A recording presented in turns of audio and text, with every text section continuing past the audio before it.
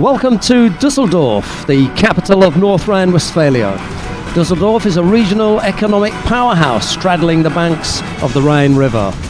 Altstadt is not just Düsseldorf's lovely old town, but also where the city's nightlife is based and where Düsseldorf's famous Altbier is plentiful. The city is famous too for its shopping and has a wealth of many high-end stores. Museums, restaurants, theatres, concert and sport halls abound, and we're about to get underway with all of the medal matches on the opening day of the Düsseldorf Grand Slam. With 4 weight categories to bring you, and we're going to begin with the first of the bronze medal matches in the under 48 kilo category. This features Milica Nikolic of Serbia and her opponent Erdenet-Sogt Geremla of Mongolia. It'll be Nikolic in the white judogi and Erdenet-Sogt in blue, and with commentary on this and all the medal matches, it's a very warm welcome to former world champion Loretta Cusack-Doyle. Thank you very much, Sheldon, and yes, what a treat we've got in this afternoon in this final block. Nikolic, 23 years of age, 5th place in the world ranking and a 2nd place in Abu Dhabi and Tashkent, 5th place, but also took a 5th place in Düsseldorf last year, so she'll be wanting to go that a little bit further and picking up that bronze medal. I don't think she'll be disappointed if she comes away with the bronze, as Loretta has just said.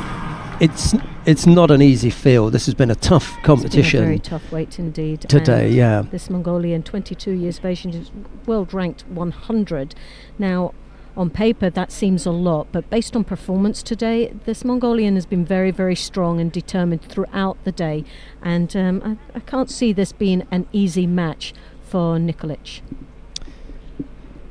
She lost out in the semi-final to Daria Bilodid of Ukraine, so yes. You fell to the number 2 seed, the current European champion. A really tough one. There's been some very interesting matches in the under 48 kilos, quite a large weight division. 25 competitors throughout the day battled away here to this pinnacle point. And we're down to the last 6 athletes, and only 4 can take medals. Well, as you say, last year 5th place. She's there or thereabouts again, and this time it's a Grand Slam.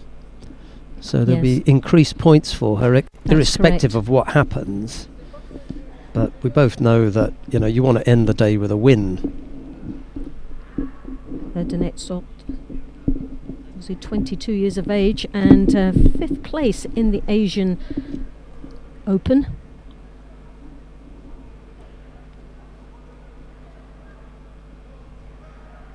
Got a nice young group developing, the Mongolian women. There's been some good performances from the Mongolian team. Bishrelt in the 52 kilos. Yes, very, very strong. Gave Erika Miranda, the number 1 seed, a real run for her money. It's such a shame that she went out in that second round. Bishrelt, I'd have liked to have seen a little bit more of her today. Well, an attempt of a Maki Komi there from Nikolic. She fell to her face and now finds herself in a real predicament down there. Looked very uncomfortable for a split second there. She has to be very careful not to leave herself wide open for the Newaza. As we know, the Mongolians are very powerful down there. Very strong athletes.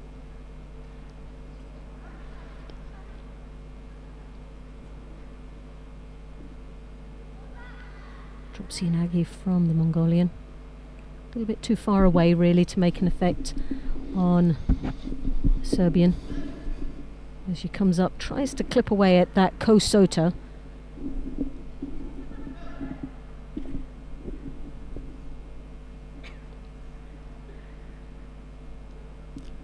Single Shido against Nikolic. No real problems at the moment. We've got plenty of time left.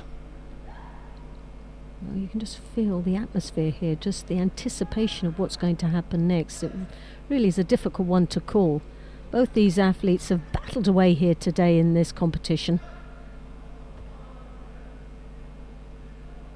As I said earlier on, it was never going to be an easy match for either one of them. And I think it's really going to come down to who's gutsy enough to start dominating and stepping it up to the next level. Sometimes you've got to sacrifice and open yourself up to try and create something special. The Uchimata there, lovely lift, but sadly didn't get the rotation required. She just lost control of the right hand. Yeah, she didn't there have to that pull sleeve that, to yeah. pull around to get the rotation off there. As you say, the leg position was good, got a good lift, Definitely. couldn't get the turn. Again, you have a drop, Sianagi, but once more as she drops short of coming under her opponent's balance.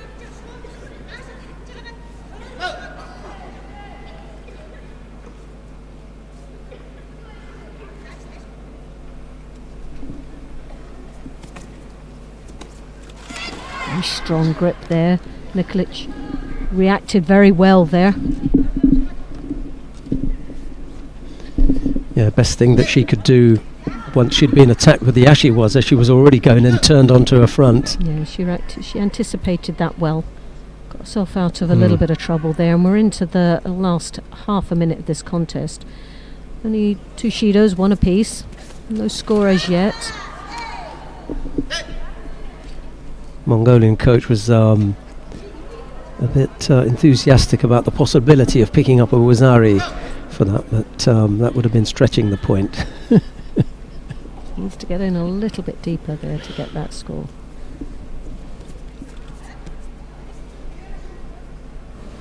Just wandering off to the edge of the mat there.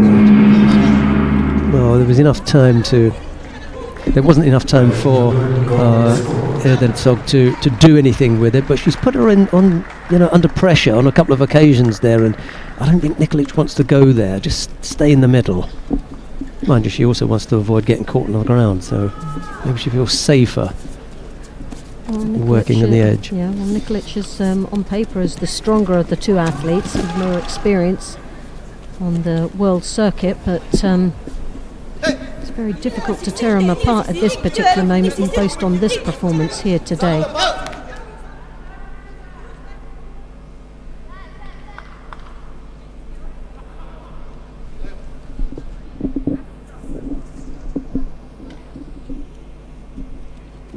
Mongolian trying to... Oh, a lovely Ouchigari entry there.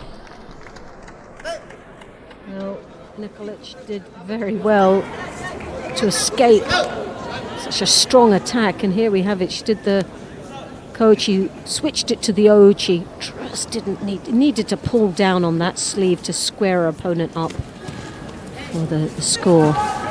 Nevertheless, a nice combination of attacks. If that elbow is out, then it's no score. But if she has that elbow in, that would have been a score. Just didn't pull the hand through. Both fighters guilty of that. It's a tricky little thing. Which picks up the second Shido. Mongolian now looks for the shimmy waza. I'm not quite sure, we can't see from this angle. Got to be careful from using that leg. Don't pull it out.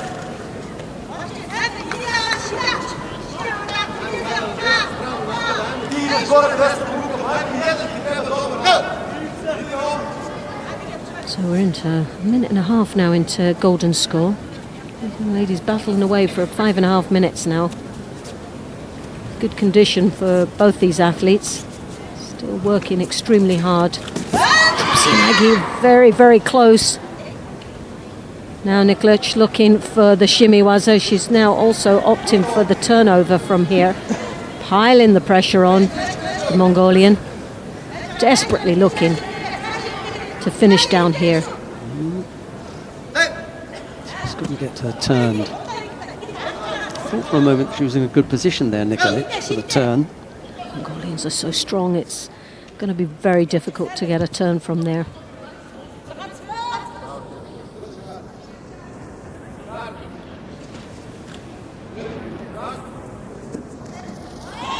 Chigari stumbling the Serbian onto her heels there.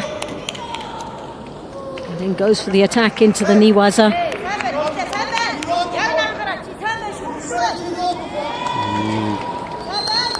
Well, this doesn't look good. We always sense that another penalty is going to come, and the end of the contest, which means there's already 2 Shidos for the Serbian. One more would result in the hand sokumaki.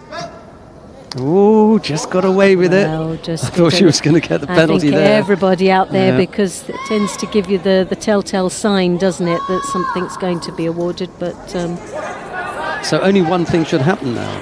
Nikolic should attack. Well, she's got to go for it. Yeah. It's all or nothing, really. Exactly. She has to give 100% out here now. Can't hang around. 2 big attacks, one after the other, and then put Edensop on the back foot. This is where you've got to see who's going to be gutsy enough to just go for it. No, it's a very poor drop there. Very poor. And she's... That's a bit better. Yes! Nikolic pulls it out there. 3 minutes into golden score. The ladies have been battling away for 7 minutes, and what a lovely finish. Glad it happened. It ended with a score. Just that last push, as she got low and underneath her opponent and then pushed and just managed to touch the back because the Mongolian was flicking back to get off her back. But, it was something she needed to do.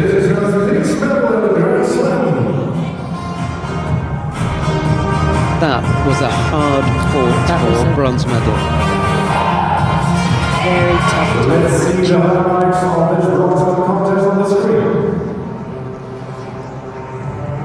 And there's the highlights.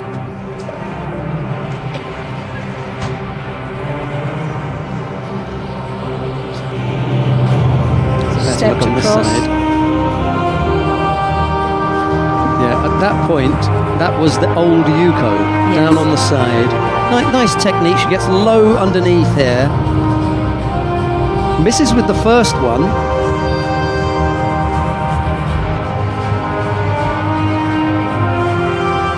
And then comes back with the finish.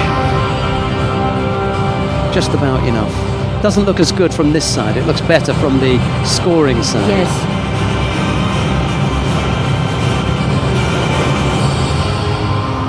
She literally blocks that leg, doesn't she? Yeah. And the Mongolian goes down on that one knee and then loses balance, and that rotation of the arm taking her off the complete opposite side in the direction she was actually travelling. Well, we come now to the second of the bronze medal contests. Melanie Clement of France faces Edna Carillo of Mexico. It's Clement in the white judogi, Carillo in blue. Well, head-to-head, Clement, she has the advantage here, very similar in age and in grade, and wins. This is going to be a very tough match indeed, I think. Clement, ranked world number 11, 7th place in the Masters, and in the Grand Prix in Düsseldorf last year was 2nd.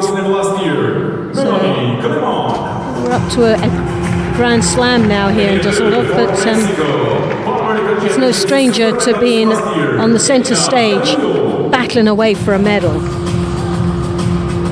Carillo, 26 years of age, ranked 24 in the world, silver medal in Cancun Grand Prix and Pan American silver medalist. Should be the best result then. This will be a very good result for her if she takes a medal here. In a Grand Slam.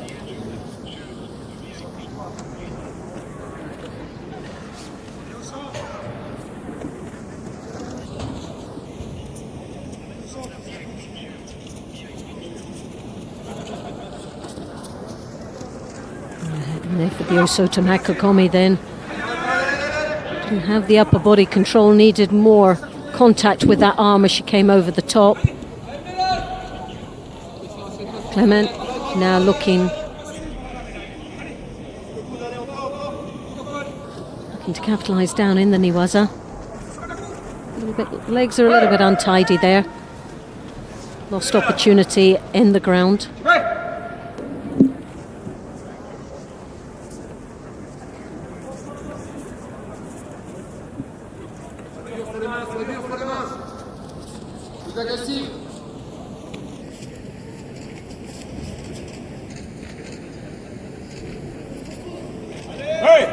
Well, both athletes desperately trying to get their preferred grip.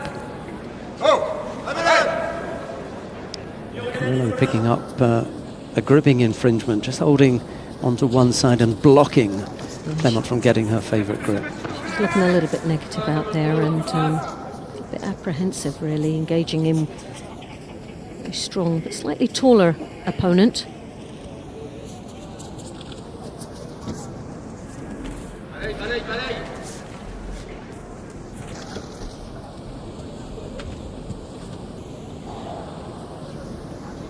Carillo looking for an opportunity on the ground. Don't really see much happening down there. 2 minutes and 19 seconds remaining. Ducos there, Olympic champion, as a that side coach. Couldn't ask for any better than that, could you? I was chatting with her yesterday and saying, how's the change, from being on the mat to sitting at mat side? I don't like. She doesn't like.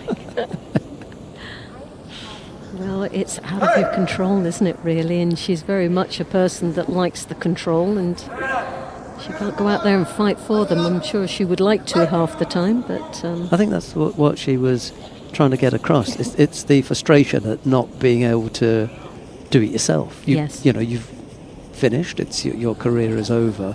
You've got a new career now, and you see things that you want your charge to do. They're not able to execute it, especially when she was talking about them being so good in training and being so well prepared, but not being able to it's totally frustrating it on the mat. Yeah. Been there so many times, and you really do, and it's also the disappointment. You feel even more disappointed for them as well, because you see them train so hard and wanting it so much that you take all these losses sometimes so close to your heart. Yeah. And it's all right if it's just one, but when it's your whole team at times, the highs and the lows of every individual that you're working with, it's really mentally challenging as a coach.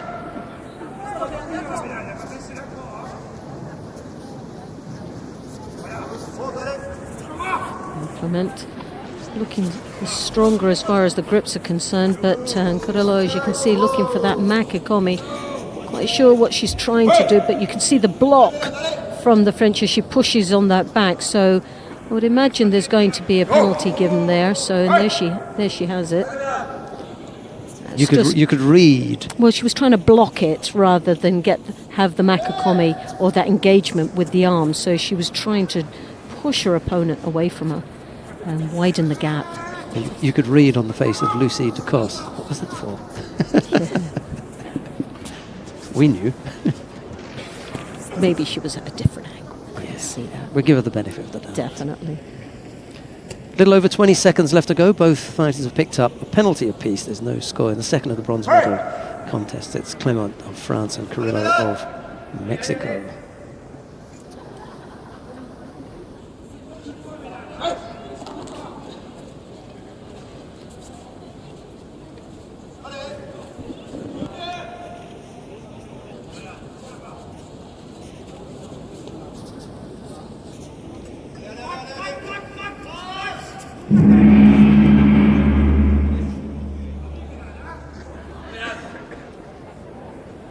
So now we're going to golden score. Still only a Shido apiece. A very close fought match between these two athletes.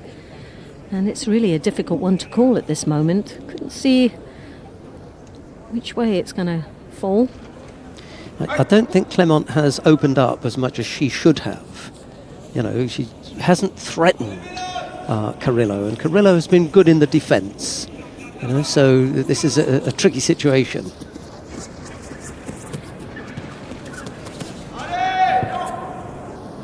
Someone really needs to start changing. They're very predictable. Yeah, Both of them exactly. are coming out and doing exactly the same thing for the past 4 minutes. And now we need someone that's going to just change that and mix it all up a little bit here. Clement has picked up a second penalty, and Loretta is suggesting they need to get brave here and open up. Again, that Makikomi, it's nowhere near close of scoring. And again, Clement just defending, but tried to counter.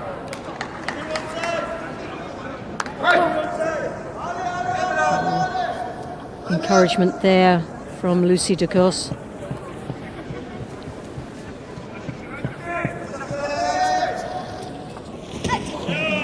was a little bit closer this time, but when you're that far away and you don't have the upper body control, you're not going to get the spin or the rotation on it because you just don't have the grips that you require for that sort of technique. Also to attempt though there from France. Now follows through into the Niwaza, trying to create an opportunity down there, looking for the Shimiwaza. I'm not quite sure. Maybe the Jujikatami, if she can try, but as you can see, the leg is caught up there, which then weakens the opportunity of getting that leg and the arm out. So we're into a minute and a half into golden score. No closer seeing who will take this second bronze medal. First bronze medal final. It's been a real battle between these two athletes.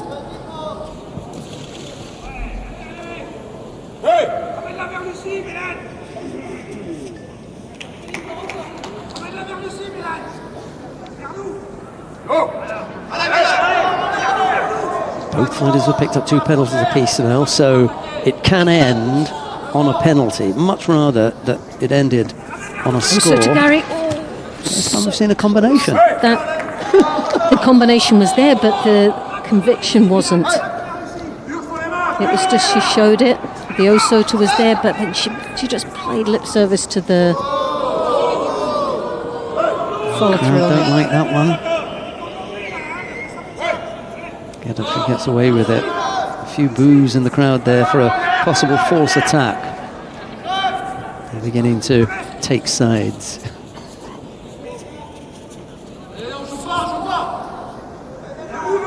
Didn't get the feet moving, so never really threatened her there. Beginning to tire Carillo, I think. Well, we've been battling now for about 6.5 minutes, and this is where errors are going to be made. But goodness me, there was Carillo really piling on the pressure, one attack after another.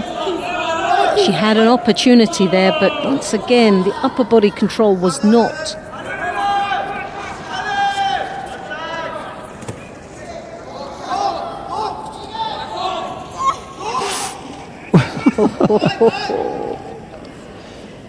Almost a chance for the pull down, if you like. It's a good little scrap. It's a real scrap here, and in some areas it's very untidy as well with the upper body. The legs are doing a lot of work, but there's very little upper body control to be able to finish, get that finishing touch to it. Another big attack here from Clement, and I think that'll be it. They're beginning to look, at one fighter or the other. And once you've put in a couple of attacks, you take it. That was a strong effort there from Clement. It's not looking good now. Last cycle here for Carillo. If she doesn't come up with an attack here, the French fighter's going to take it. And there's a block, and this is where Clement got penalised before. You see that hand, the right hand on the back, just trying to push away and leave her a gap between her and her opponent from the Makakomi. And it's Carillo who was adjudged to have cross-gripped over the back on this occasion. Even on the one side, but there was also that block as well from Clement. But they've determined a winner. Carillo is going to end up with a 5th place finish. It's Melanie Clement of France who takes this one on the back of the 3 penalties picked up by the Mexican fighter. And a 5th place in a Grand Slam is not a bad finish when you've travelled that far. Small degree of compensation, I know. Clement picks up the bronze medal, but not entirely a disappointment for Carillo, who ends up in 5th. Let's have a look at the highlights from this one, and then we'll be back with Loretta Cusack-Doyle and the final of the under 48 kilo category.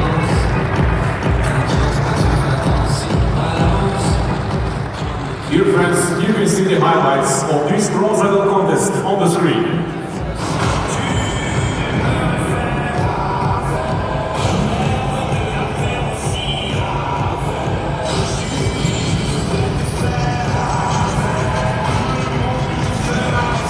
Yeah, and she did go over on that side. It was her that, even though they've got a block in there, the first action is from Carillo going over. She went over the top. She then tries to defend it by just pushing in there, for which she picked up the penalty, as Loretta quite rightly said earlier on, but she's got both hands on one side for too long. Just a very untidy manoeuvre there. Yeah, she needed to break that grip and start again. Anyway, it didn't happen, and Melanie Clement is third. Lucy de Cos is trying to warn her, hey, it's not the way you think it was. Yeah, this is what you've got to do. And you'd sound advice from a very... We come now to the final of the under 48 kilo category. Csernoviczki of Hungary faces Daria Bilodid of the Ukraine. It's Csernoviczki in the white judogi, Bilodid in blue. Well, Bilodid has the advantage of one win under her belt, but very, very young compared to her opponent. And but on paper, this young lady from the Ukraine, what a track record that she has already at 17 years of age. An absolutely amazing performance that she has given.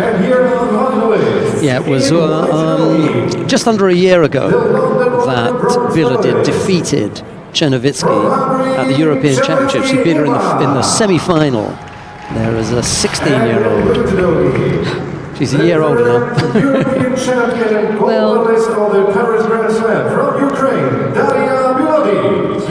Csernovic, 31 years of age, world ranked 15 from Hungary, 5th in the Masters and a 5th in Abu Dhabi, and in Tashkent, a bronze medal, let me say, European bronze medalist. But her opponent, Ukraine, number 1 seed, 17 years of age, ranked 7th in the world, gold in Paris, Tunis gold, in The Hague in the Netherlands, also gold, and European champion. Well, what a lineup for the past 6 months. You know that Csernoviczki is going to come out, I mean, hard, extra hard. Well, she's a very strong and determined young lady, isn't she? And has got a lot of experience.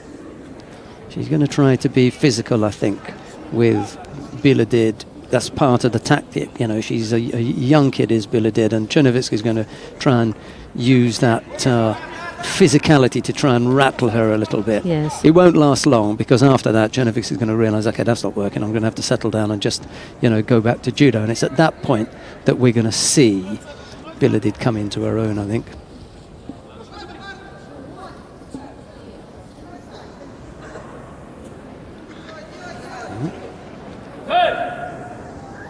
It's a trademark move from Bilodid, the entry into the Sangaku Gatami. We've got mum in one chair and dad in the other. Really? Is yeah, because that's oh gosh, that's Mr. Csernoviczki, and that's well, she doesn't carry the name Bilodid, but that's her mum. Yes. And Dad Bilodid must be watching somewhere. Oh, good grip. That was strong. Just got the head down. You saw Csernoviczki trying to get her head back up. Csernoviczki just stepping over that Uchimata attempt.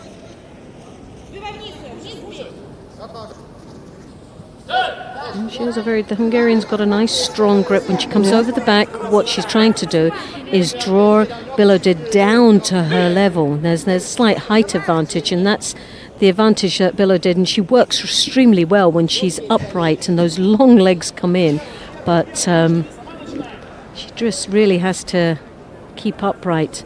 The Hungarian, if she draws that head down, it's going to cause her a few problems.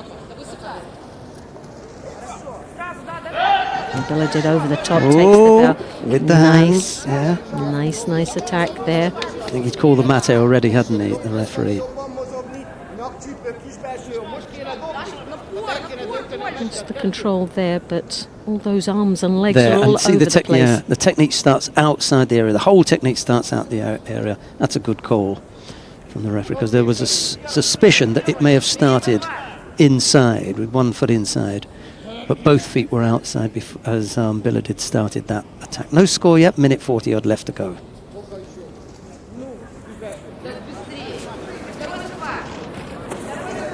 Bilodid is not getting her own way this time.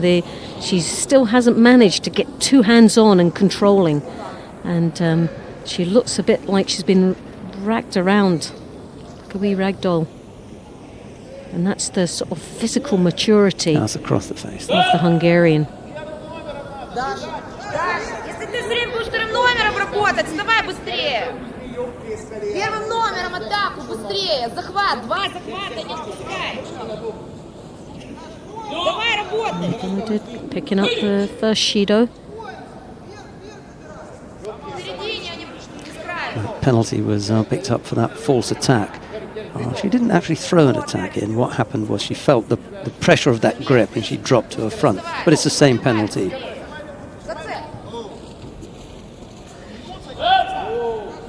And just a bit of pressure, as Loretta was talking about, putting the head down. That's the tactics here, is the Hungarian trying to, you see the height difference there. Now what she's got to do to make herself look in control is to get Bilodid's head down, draw her down to her own height, making it more of an eye-to-eye contact. But that's the danger, is that Bilodid coming over the top with that left hand and then drawing the Hungarian even lower than she already is. The elbow tucked in, the Uchimata combination working on the edge there. That was a nice bit of judo and nicely timed. I get the feeling that it's Csernoviczki who's perfectly happy to operate on the edge of the contest area. She drifts over there all the time and doesn't want to be in the middle where Bilodid can work on the ground. See that the shape already is to move in defence off the contest area. Yeah. She's playing safe there, isn't she? Yeah, my feeling is that her tactic is, to keep it off the edge, avoid getting involved in any newaza that has her in the middle. This time it's Csernoviczki who picks up the penalty for that drop. Again, it was just from the gripping that she's trying to avoid. Those are neither Bilodid or Csernoviczki had thrown in attacks. They were just to avoid strong grips. We're now into golden score. There's a Shido apiece. It's been a very interesting match. Bilodid, for the first time, has, I felt, been out-gripped in this contest. Csernoviczki really has tactically played very well up until that last 30 seconds, where she's found her head caught up a couple of times and made herself look really passive. And she has to be very careful there, because being the smaller of the athletes, she will always look like she's on the receiving end rather than controlling this contest. Bilodid always looking like she's in control, and there you have it. That left hand coming high on the collar, drawing the Hungarian's head down, is the problem, and will cost the Hungarian a few Shidos if she's not careful. Beautiful lip on. Beautiful finish there. Absolutely amazing. The pressure with this high collar, the head went down, she hopped in with Uchimata and continued to rotate. Beautifully executed, and that's what you want to see in a final. 2 for 2 against Nice. a fighter of Csernoviczki's quality, an Olympic bronze medalist, been up there as European champion. She's been there, done it, got it, is right at the top.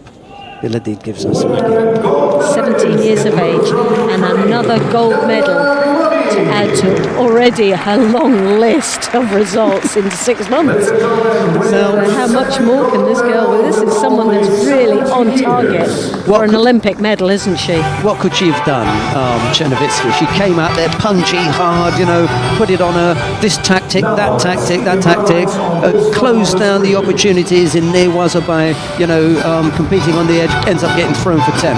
Yeah, there you have it. The high collar grip, the stepping through, Uchimata, beautifully executed. Big smile. Twice today we've seen her do that, as she dumped the Japanese in Paris with the same way. They're all going over. 17 years of age. Oh, wouldn't you like one of those in your team? But the fairy tale continues. Yes. Well, this young lady's just going from strength to strength. Every tournament we're seeing her. She just gets better, doesn't she? Those long legs are obviously very, very dangerous indeed. Another Grand Slam gold medal to follow from Paris and Tunis. Grand Slams, Paris and Düsseldorf in the bag.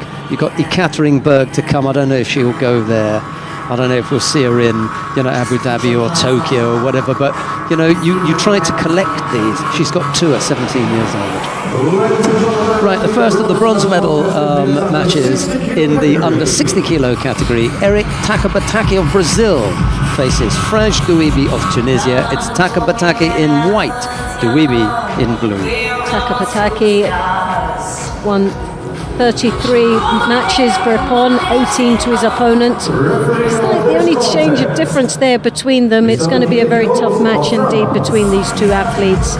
Takabatake, 27 years of age, world ranked 14th, Masters 5th place and Pan American champion. Also picked up a 5th place in the Baku Grand Slam.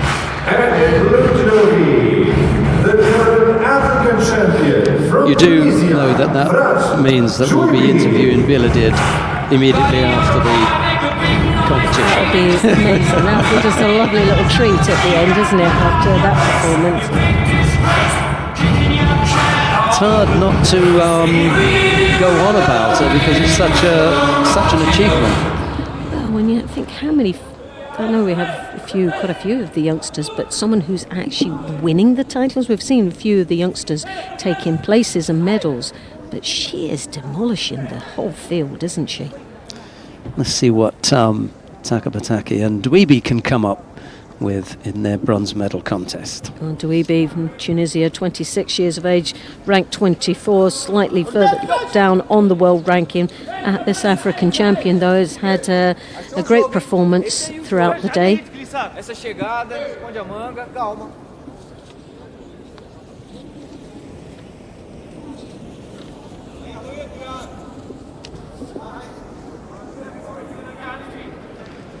It's not the biggest or strongest Brazilian team over here, but Takabatake must have some hope of snatching the #1 spot.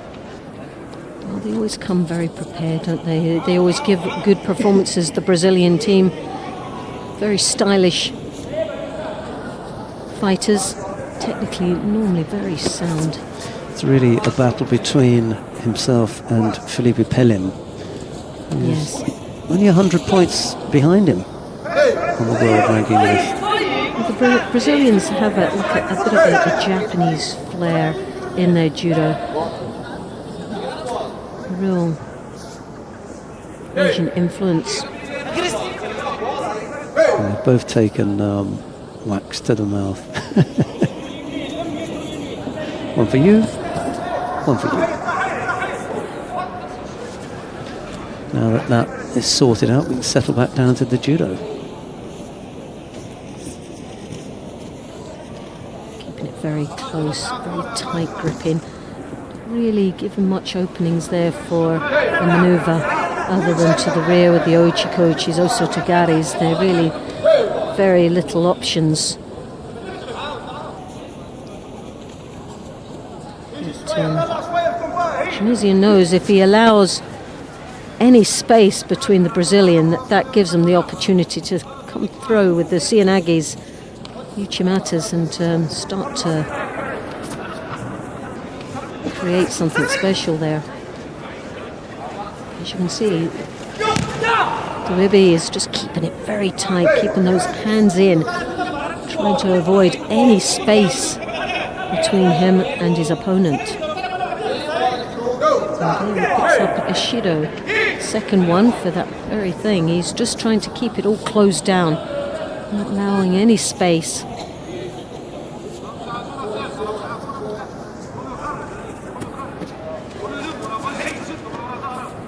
Takabatake there, as you can see, bridging over that arm with the chin, trying to draw down on that defensive arm.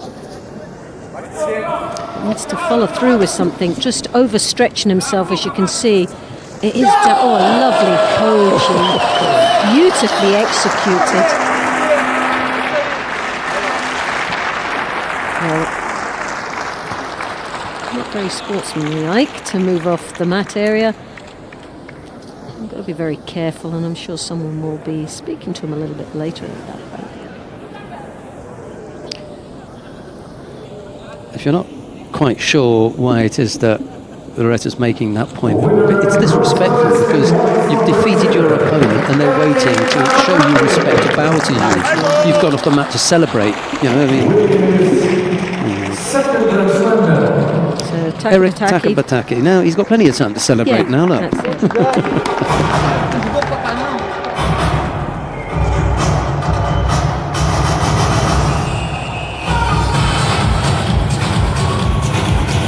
Dhouibi has to settle for 5th place. Well, there was no argument about that. No. There you got it, the coach you get. Nicely executed.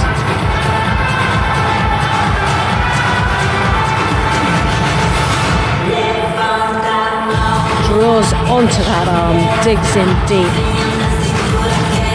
Kochigari, beautifully executed.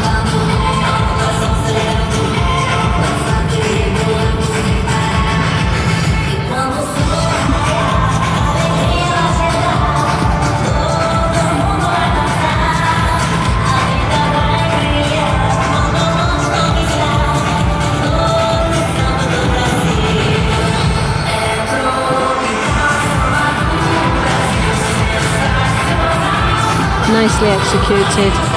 There's no arguing with the execution of that. That was beautiful. That really was beautifully executed by Eric Takabatake. Right, we've got a second bronze medal contest coming up now. Ashley McKenzie of Great Britain faces Chkhvimiani of Georgia. It'll be McKenzie in the white judogi, Chkhvimiani in blue. Well, here we have Chkhvimiani in blue, McKenzie in white. No head-to-head, very, very similar. Wins by Ippon, 94 for McKenzie to 31 to his opponent. Ippon 60 to 14. So McKenzie on paper looks like to be a big thrower, and he's had some real success in the past few months. The world ranked number 15, 26-year-old Grand Slam Paris bronze medalist. In Tunis took a 5th place, and the Hague 2nd place. His opponent from Georgia,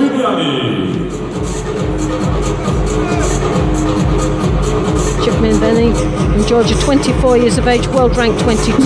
In Paris, a 7th place, but in Tbilisi, his best result in the Grand Prix, his gold medalist.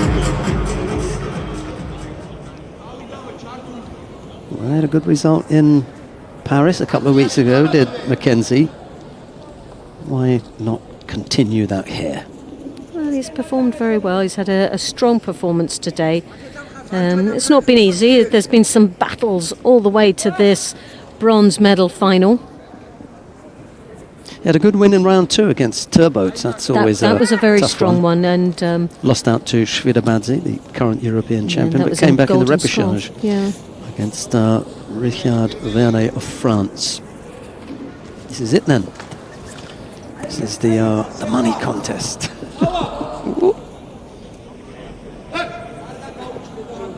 Georgian there just closing up. Excellent on that sleeve. McKenzie. Luke Preston, the personal coach of McKenzie.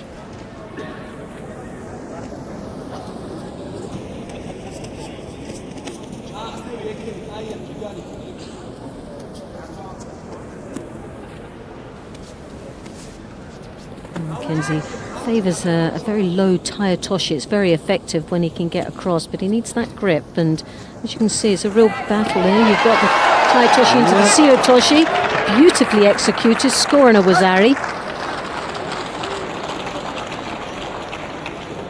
As you see it, the drop knee, tire toshi through into the Seo toshi. Beautifully executed, nice, nothing wrong with that. Good enough for a score.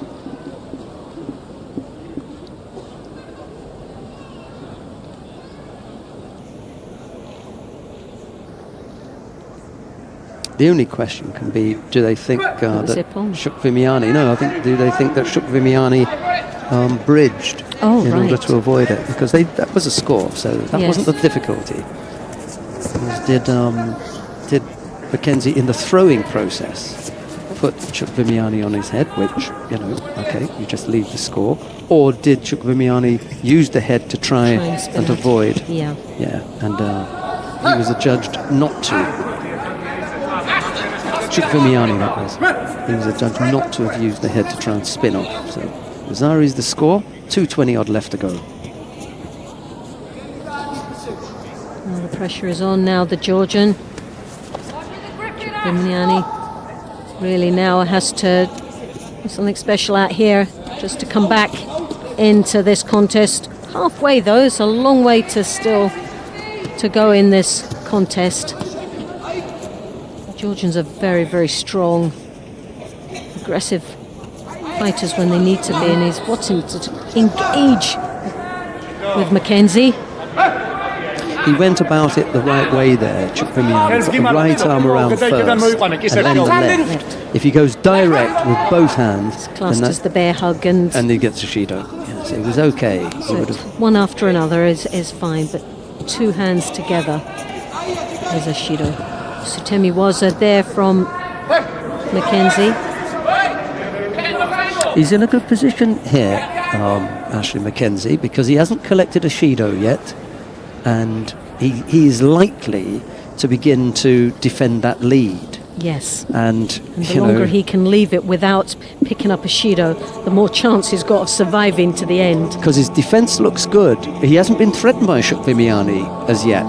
So right now, he's in a good position. There's that low right-sided Seotoshi that picks up the Wazari. So you can have a look at the head position here. There is a point where he looks as though he's arching his back and the legs are bending. Yes.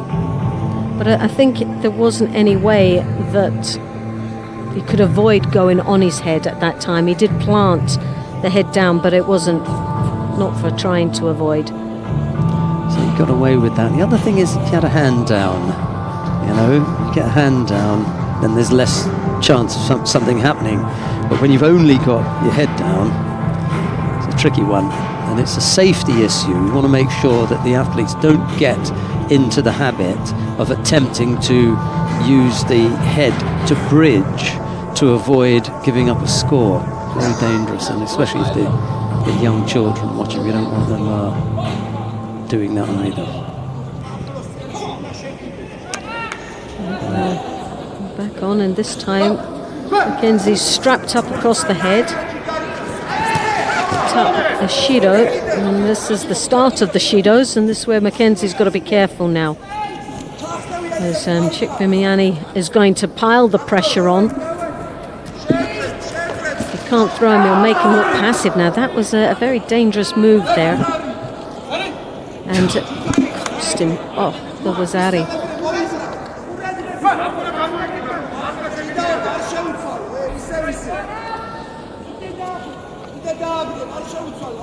Chkhvimiani now is piling that pressure on. He's got a very strong outer grip there, as you can see, the left hand just under the arm on the outside, drawing McKenzie's shoulder in.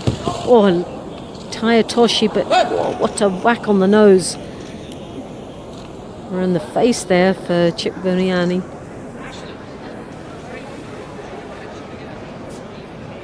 There you have it, nicely controlled.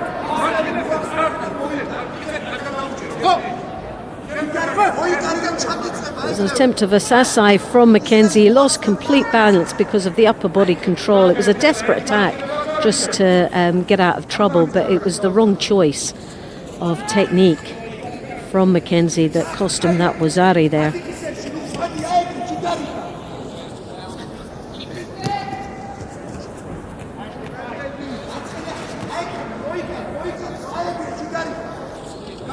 Chkhvimiani there, as you can see, once more the left hand around the back. Tayatoshi stepping across. A strong attack. With 15 seconds to go. Got to be in the middle. Straight on No it. matter how hard it gets, does it? They still get the hand pick up and Can't help themselves, can they? very sporting.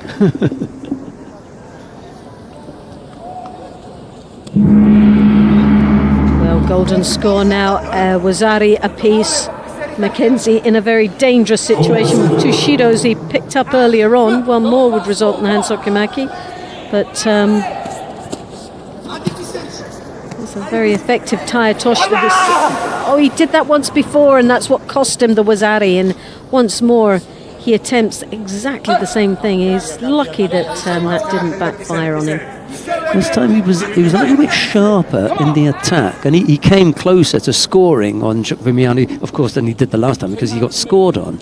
But it is a risky Sutemi waza, and it failed for him the first time. Got away with it that time. He may yet go back to it because he moved closer to scoring there. Chkhvimiani missed with that one, easily blocked by McKenzie. Half a minute into golden score. 2 penalties picked up by McKenzie. He can't afford another error, and that's another reason why Loretta was probably talking about that. You cannot afford a false attack. It's a poor judgment there. Tsuyotoshi taking his opponent in the right direction, broke the balance. Good strong attack from McKenzie. Come on, take it to him. Come on. Luke Preston was never that intense as a fighter. He's really become quite stressed as a coach. He was so cool as a fighter. Sometimes he's just too cool. Exactly. Different job, different approach. Now's a good time to put in an attack. McKenzie really needs to. Got to keep driving off through. the other end. Yeah. Good strong attack though. A real positive attack. Didn't get the result he wanted, but still, as they say, it keeps the wolves from the door. Really needs to keep coming in and piling the pressure on the Georgian.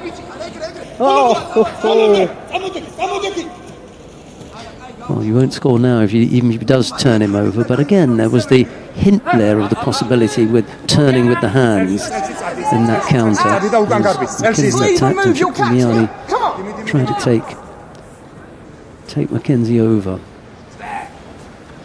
It's 2 minutes of golden score. Ashley really has to start putting in another attack here. Strong attack. He's looking for the Ochi, the Taia Toshi. We've seen that seen it too many times, and I think Chkhvimiani was just waiting for it, for the softer approach to that Taia Toshi, and there you have it. And sadly for McKenzie, it's not a medal here today, but a well-deserving 5th place, and Chkhvimiani takes the bronze medal in the under 60 kilos. It's easy for me to sit here and talk about whether a 5th place finish is a good result or whatever, but 2 months ago, 3 months ago, 4 months ago, you say to Ashley, you're going to have in your next 2 outings, you're going to get a 3rd and a 5th in Grand Slam contests, and he said, I'll take that. Well, when it comes up to the build-up to the Olympic Games, all these percentages of these points are very, very important, and so to get that exposure and those confident build-ups towards the qualification time is really important. Let's take a look at the highlights and then we'll be back with the final.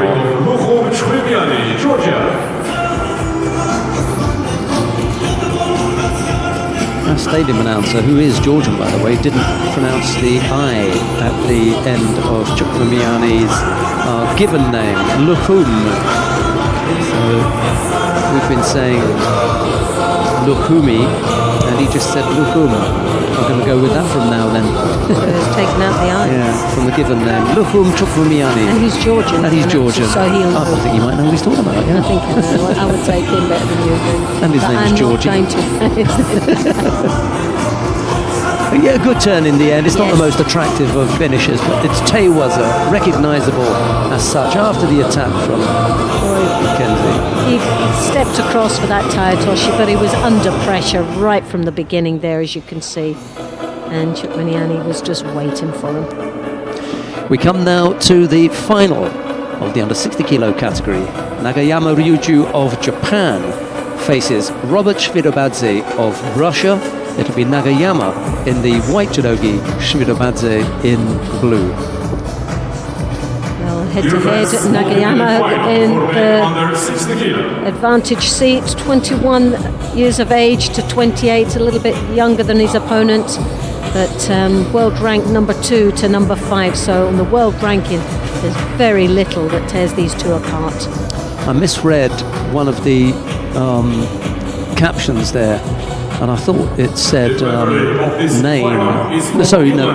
and I read 21:37, and I thought Shmirabadze is never 37, but it was a number of wins by Ippon that You just thought he had a tough paper round, but no, I thought he was looking good for his age, 37, but it was the number of Ippons they had. How old are they? I think, have you got that down there? Nagayama is 21 to his opponent, who is 28.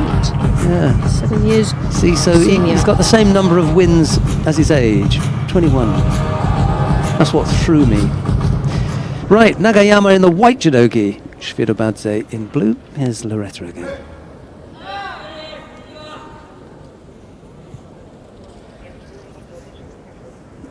Well, Nagayama, world rank number 2, Masters champion. Last year, Tokyo Grand Slam bronze medalist, and a beautiful start there.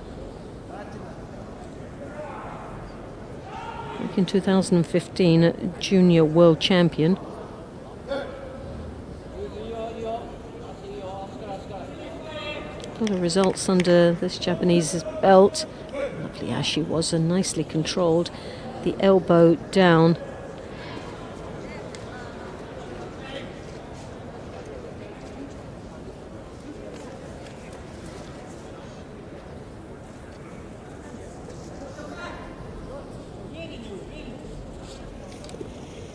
Oh, lovely attack there. Oh, so close. Shmirabadze wants to slow things down here. He can't afford to continue things at this pace. He's got to find a way to make it difficult for Nagayama to get both hands on him, because the second that he does, he's all over him. Oh, yes. Shmirabadze really on the receiving end at this particular moment. Needs to, like Sheldon says, needs to calm this right down. This youngster, 21 years of age, is very light on his feet, very fast indeed in his entry, and that creates a lot of danger for the Russian.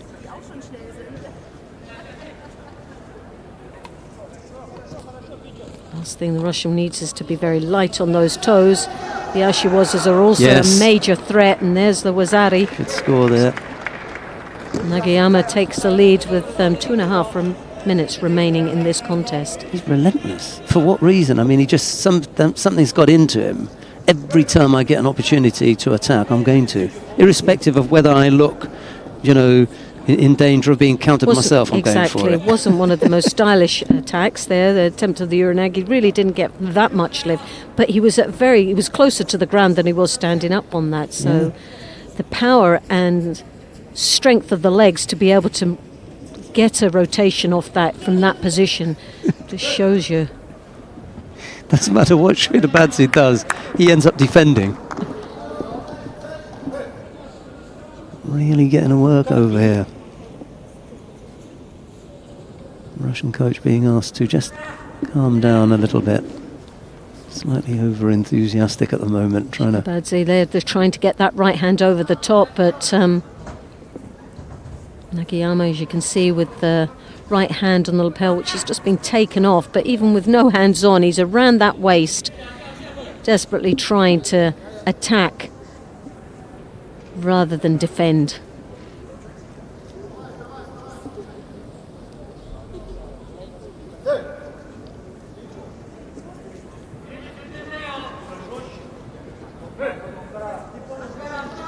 Uranagi lifting, head control, very powerful core strength there.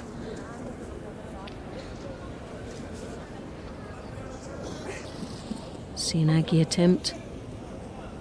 One attack after the other, just 1 minute and 11 seconds remaining, and this has been a very busy fight, but there's only one person on the receiving end, and that's the Russian. Not yet has there been a glimmer of being able to come back. Nagayama really controlling nicely the pace of this contest as he looks for an opportunity in the rotation there in the Niwaza, and while he's doing that the clock ticks away quite nicely, so tactically it's a very good ploy.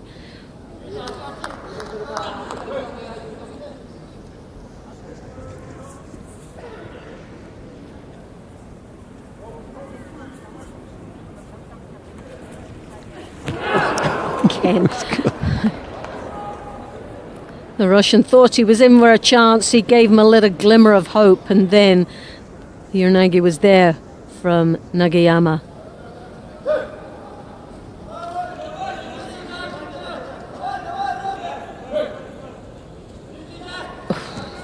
From the knees as well.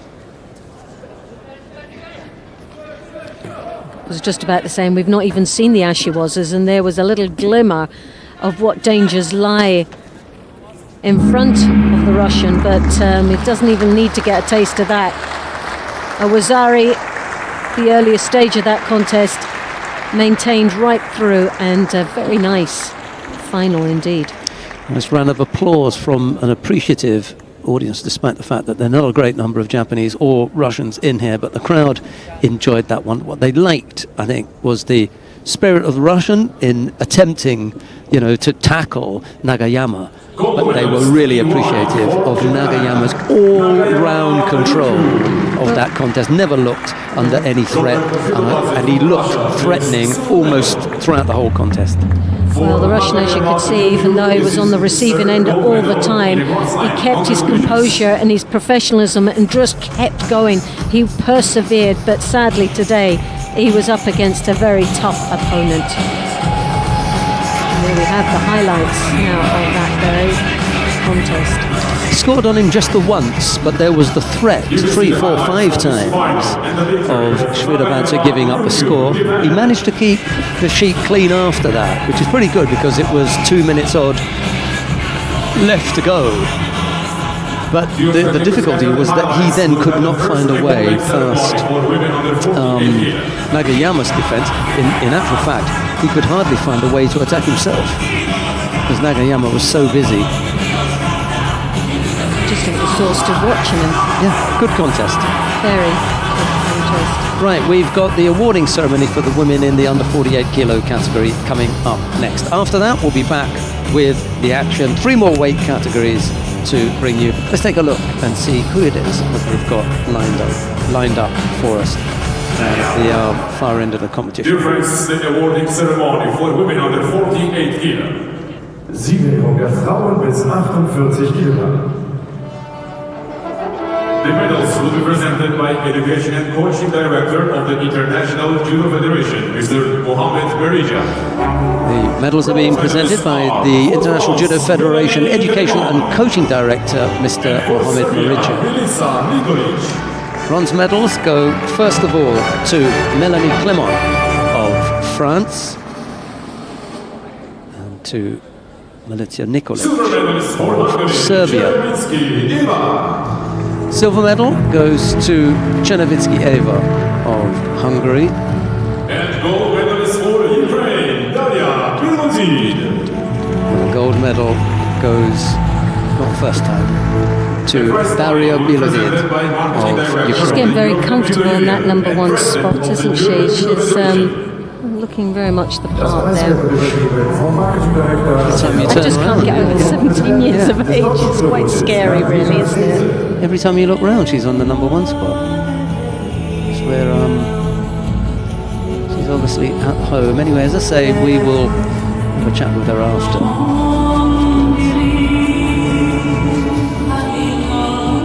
Csernoviczki ending up in second place. Of Security Consulting, partner of the German Judo Federation.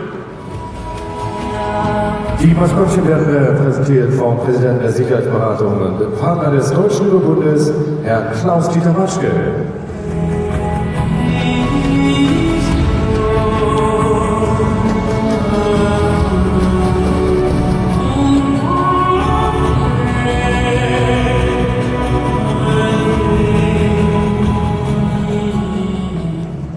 Ladies and gentlemen, gentlemen, please rise for the national anthem of Ukraine. Now the national anthem of Ukraine.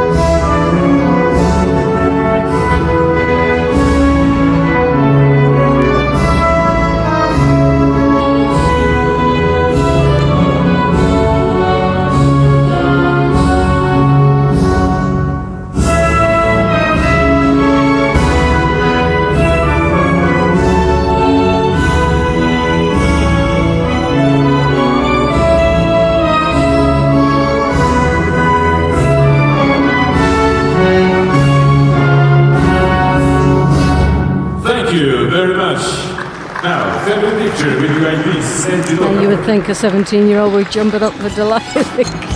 She's just taking it in her stride, isn't she?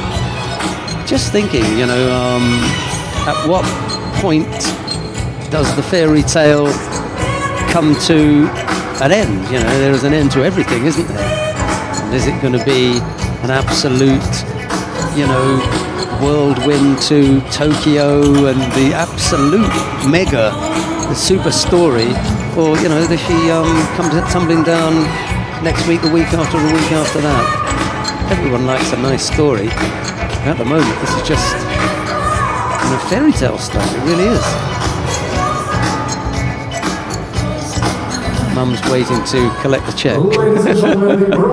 Right, we come now to the first of the bronze medal contests in the under 52 kilo category. Estrella Lopez Sherif of Spain faces Astrid Netto of France. It's Lopez Sherif in the white judogi, Netto in blue.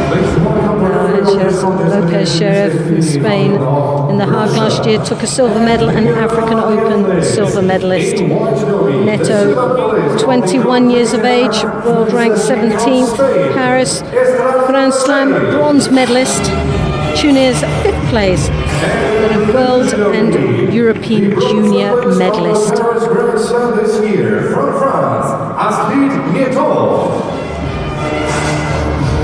Completely taken over from a sister, hasn't she? Yes. Where Priscilla left off, Astrid has taken up. Okay, Priscilla is still with us. She's up at 57 kilos, but down in the 52 kilo, it has been a smooth transition. Little baby sister.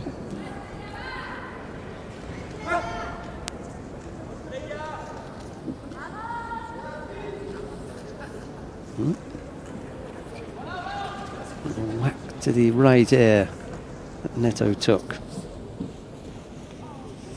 It's not the first. Well, Netto here, as you can see, the left hand on the lapel. She hasn't got that sleeve grip, but a nice controlling lapel grip she has. But Lopez Sherif, 2 hands on. But as you can see, drawn down to the ground there. Really avoidance of what she felt was a massive big threat from Netto. And there she has it. First Shido been awarded to Lopez Sherif, just seemed to drop. I don't like this grip. I think I'll lie down. I think I'll just go away now and just what a way. But I suppose if under a lot of pressure, maybe it was the only option she had there, really. Should have tried to stick a foot up or something. At least make it look like some kind of attack. It just sat down. Sometimes that's most probably the easier option, by trying to attack when you're under such pressure. You're then trying to avoid a throw. And as we know with Netto, she is a big thrower when she can get that opportunity. She's quite a strong athlete. Single Shido against Lopez Sherif. You've got a little over 2.5 minutes left to come. Still waiting for the first score. That'll liven things up a little.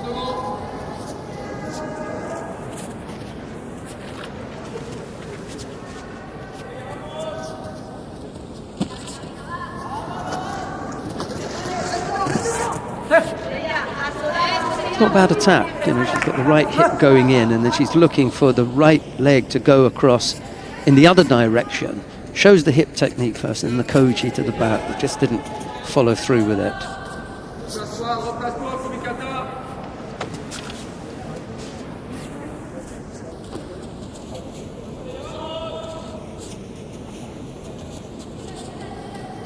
Lopez, as you can see, she's got a controlling sleeve, but there is Netto with that high collar grip that we see so many times, draws her opponent into her chest and piles the pressure on. But there's the second Shido, but this time goes to Netto because it was quite a defensive move. It really, she needed to follow that up with an attack, and played on the edge unnecessarily there and gave up a Shido. Really a very silly error, really, for someone with so much experience. Wanted to be back in the contest area. Once you've got one foot out, you know, either attack or come back in, but don't play around out. Well, she plays a very dangerous game on the edge there, doesn't she? Each time Lopez Sherif is following her, but she's backpedaling. It's her own doing. Netto, her movements tend to be to withdraw, back step. As you can see, 1, 2, 3 steps already. This time she turns it around, and Lopez Sherif has her back to the edge. Once more, both athletes playing a dangerous line there. Lopez comes inside, doesn't manage to secure that lock-in grip of the high collar that you can see with the left hand. Or switch of direction there. Nice little move from Lopez Sherif. Didn't catch Netto in the end for a score. It was gutsy. Yeah, just had her going, didn't it? It's nice. Second Shido to Netto. Not what you want. We have 43 seconds remaining in this contest.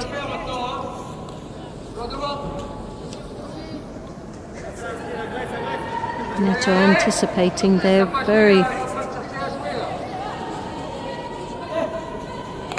very negative in her attack. Backpedaling. I think there's going to be another Shido, and it could be one apiece, but nevertheless, I think Netto will receive one Shido. And there you have it. Both have got one each for negative engagement, and Netto loses out on 3 Shido accumulation to a Hansokumaki. Should never have happened. Should never have allowed it to get to that stage. No, not careless at a level on 3 occasions. Not what you expect from an experienced athlete. And for Estelle Lopez Sherif, it's her first Grand Slam Good medal. result for Lopez Sherif, who takes the bronze medal home to Spain in this Düsseldorf first Grand Slam.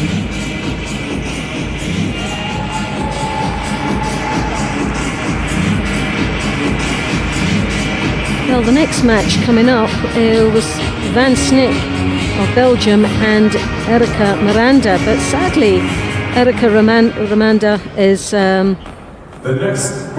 with an injury. Apparently picked up an injury in the earlier rounds and is unable to compete for this bronze medal. Yeah, the referee Frank Wolf would have been glad when he was handed the job of looking after a bronze medal contest. Unfortunately for him, they handed him one where, as Loretta's just said, one of the athletes is injured. Erika Miranda picked up an injury in a previous contest, and the coaching staff and the medical staff, having discussed it with her, decided it was safer to pull her out of this one. So Charlene Van Snick of Belgium gets a walkover if she takes that bronze medal. And a lovely big smile, sigh of relief possibly, because Miranda, when she's on form, would be a very tough opponent indeed.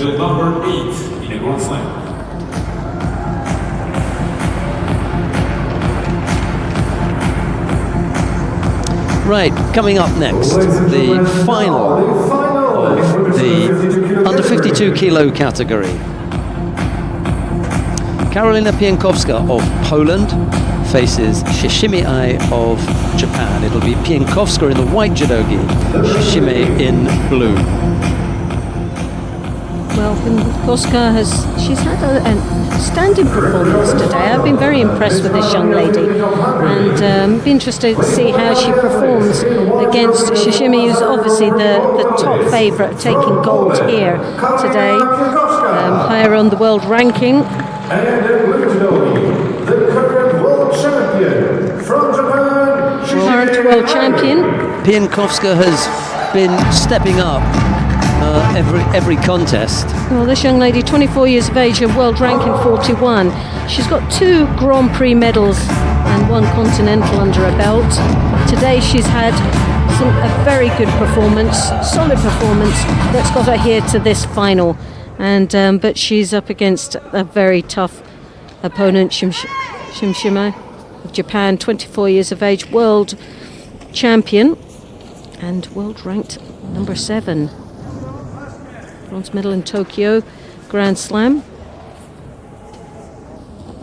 And last year in the Düsseldorf Grand Prix, which is now the Grand Slam, was gold medalist.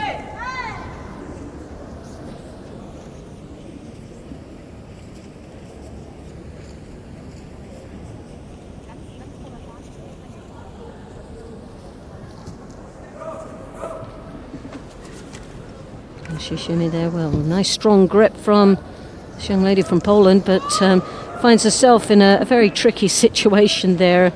Shishime now trying to work her way round into the Niwaza, looking to create an opportunity down there. Problems here. It's just the leg to come out.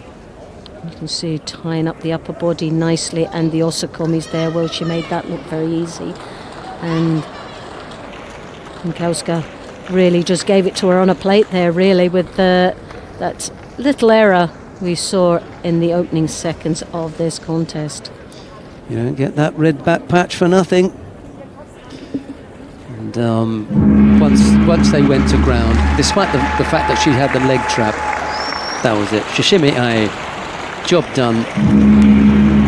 And a second gold medal in Düsseldorf for Shishime. From Japan, Shishime Ai. Hardly broken sweat today, Shishime. This means the second gold medal in the Grand Slam for Shishime Ai. And she is seen out of the arena, well, she's seen into the arena and then out of the arena by a former double world champion herself at 48 kilos in Fukumi Tomoko. Had a chat with her. She's a mum now. Yeah, got a little boy who's a year old, she said. What a little devil, she said.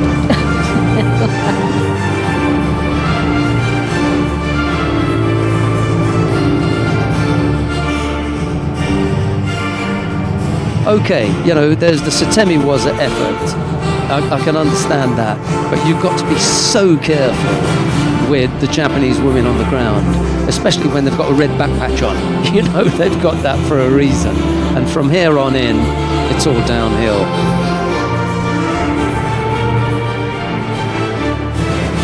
Ties up the top half, really solid. And that bent knee, just pushing that shoulder into the upper part of the body of Piankowska. She hasn't moved, that right shoulder hasn't moved. Just so tight there, isn't it? It's really nicely trapped. executed. Yeah. Okay, we've got the awarding ceremony coming up next for the men in the under 60 kilo category. Stay with us and we'll bring you that next. Dear spectators, the awarding ceremony for men under 60 kilo. Meine Damen und Herren, die Siegerehrung der Männer bis 60 Kilogramm. The medals will be presented by World Promotion Director of the International Judo Federation, member of the IGF Hall of Fame, and President of Kodokan, Mr. Uemura Haruki.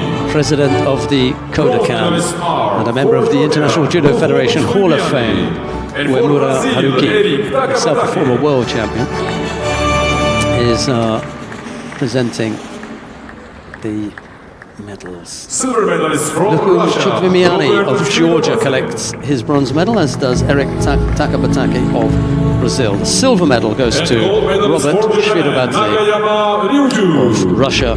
The gold medal goes to Nagayama Ryuju The prize money of will be Japan. presented by former national coach of the German Judo Federation. Das Preisgeld wird überreicht vom Ehrenbundestrainer des Deutschen Judobundes, Herrn Han Ho-san. Han Osan, the former German Federation judo coach, is presenting the checks, I think.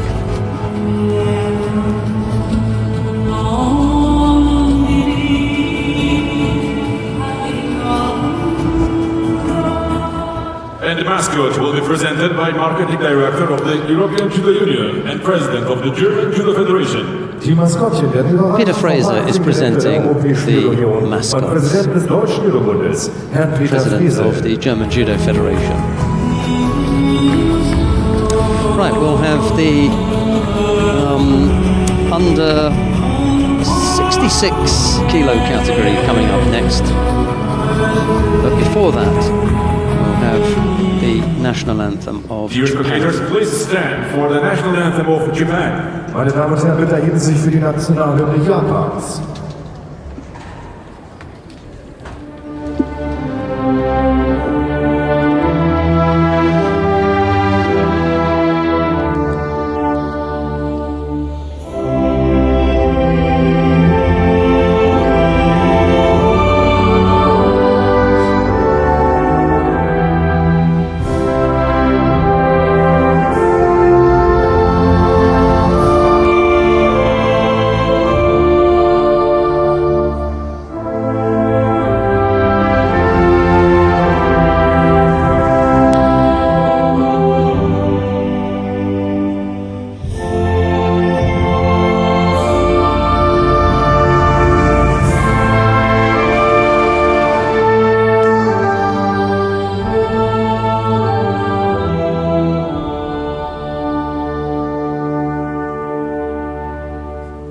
Thank you very much. Now, family picture with Lopez and Judo.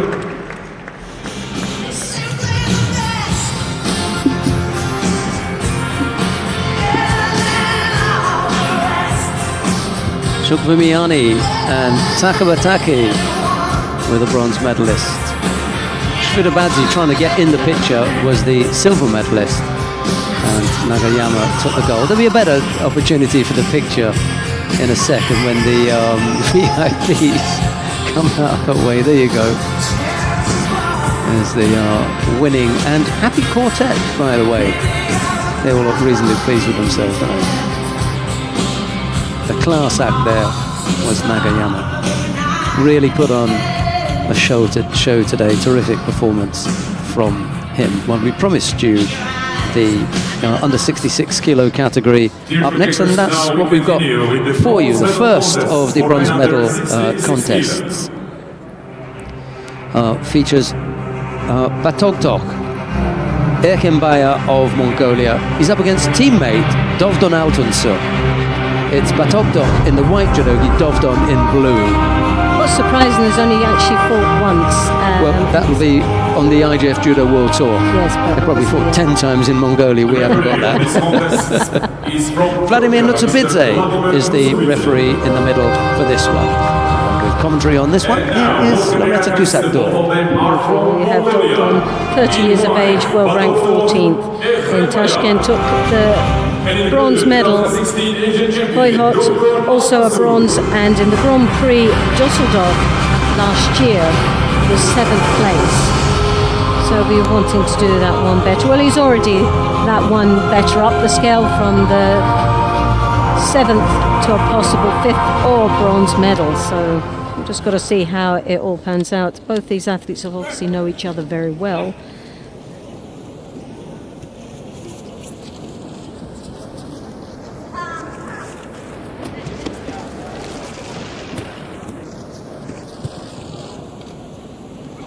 As you can see, they're trying to look for an opportunity in the Niwaza. Hook behind that arm.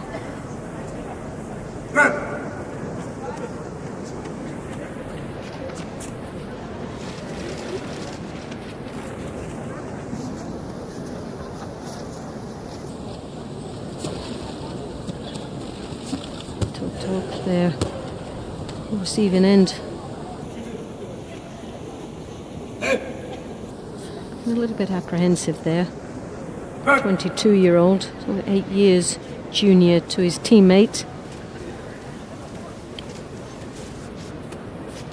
In 2016, 5th place in the Grand Prix in Mongolia.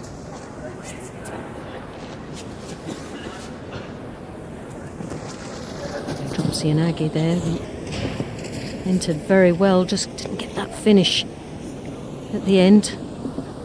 A lost opportunity there for... It was an untidy entry, wasn't it? He got in very deep, but just didn't have the upper body control. Threatening. That he decided to go on the right side after he had such a nice strong... that he went to the left. When he had such a nice strong grip for the right. Probably thought that he could con him into thinking that, but you have to have something that goes well on that side, and that was a bit flat. Attempt of a Sutemi was a...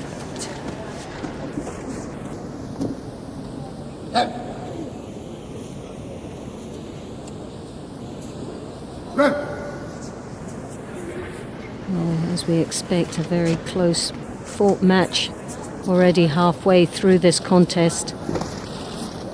Again, the drop Csernoviczki very deep indeed, losing the upper body control, didn't get the drive that he wanted in that finish. Bogdulaa doing a lot more of the attacks so far. That's what you would expect, being 8 years junior to your opponent. More energy. And Dovdon obviously reserving that, but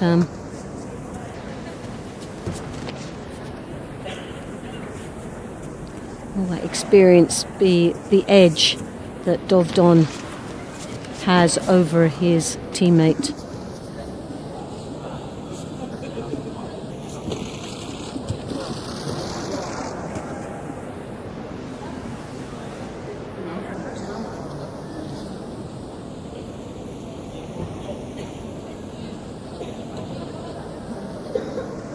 Coming out.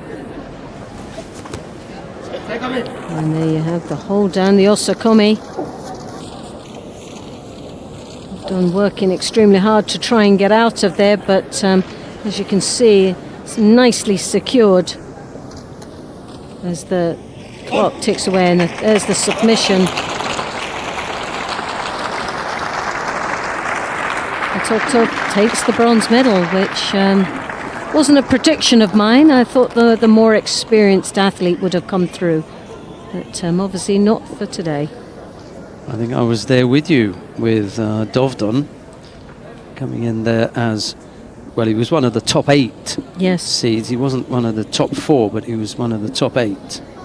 Didn't work out that way, but it went to Mongolia anyway. Yes.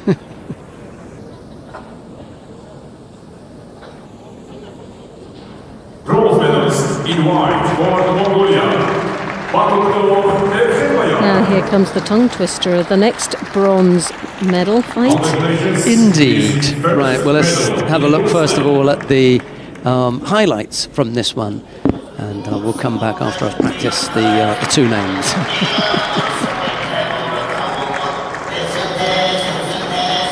And the Mongolian music to celebrate.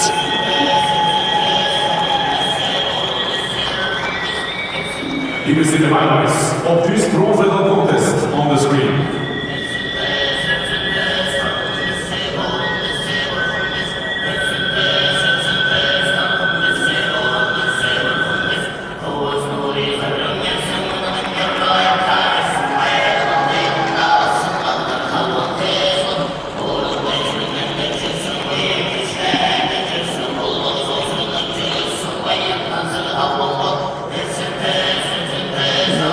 Very secure Osakomi, and Dovdon, really, there was no escape, so why waste the energy?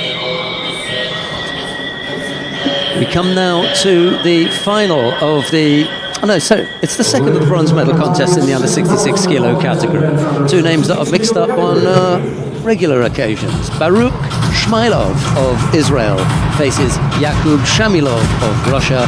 It's Shmailov in the white judogi, Shamilov in blue. Well, Shamilov, as you can see, one win under his belt on a head-to-head there, but still very little that divides them on paper. Performance-wise, both these athletes have performed very well indeed. The number 2 seed is obviously the Israeli world bronze medalist. The 2016 Abu Dhabi Grand Slam gold medalist from Russia, Yakub Shamilov. Masters bronze medalist.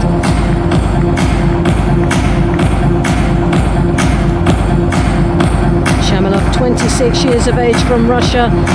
In the Masters, 7th place. The Hague, 2nd place in the Grand Prix, and Hoyhut was gold medalist in that Grand Prix. So again, a very impressive lineup of results for both these athletes. Just a single switch in one letter It is in the names. Shmailov. M for A or A for M, and that's it.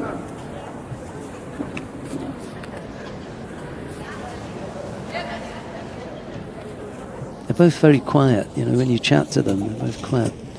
Very humbling, aren't they? Quiet chaps. Yeah. I think, if anything, Shmailov is the more likely to bubble over. He's the slightly more intense of the two. Shamilov has got a bit of a whack to his eye. I don't know if you've seen that. There's some discoloration underneath his left eye. Got a bit of a bruise there. I think that's what you call character building. Must have somebody must have decided to help him along with his character. Gave him a bit of a whack there. You're going to need some, well, if not ice, but definitely an extremely cold flannel. Take that swelling down. He goes over there. Beautifully executed, picking up the work, Zari. Well, if you can lip read Russian, you'll know what Shamilov says after he gets caught here. I'm not going to repeat it. Oh my goodness. I can't believe I just did that. That's exactly what he said.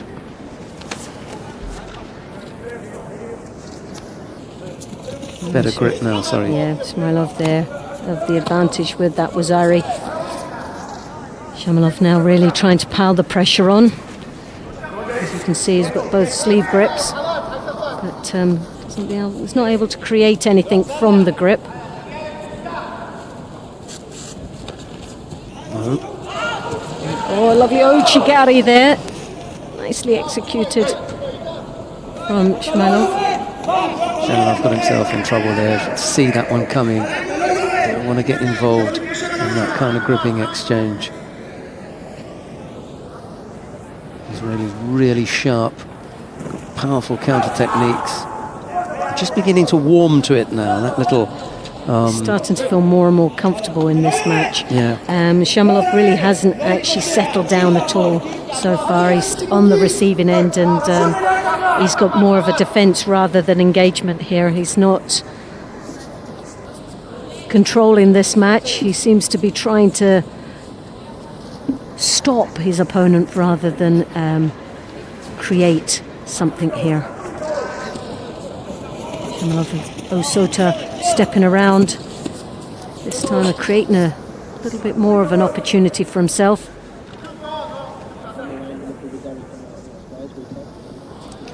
Just needs to try and put them together and not have as big a break in between one technique and another. Nice combination, I think, might do for Shmailov at the moment. Hasn't been able to do it. Here's the score that he gave up. It was a nice effort, wasn't it? Beautifully executed there, and has been able to maintain the lead and control of this contest right from the beginning, with just coming up to the last minute.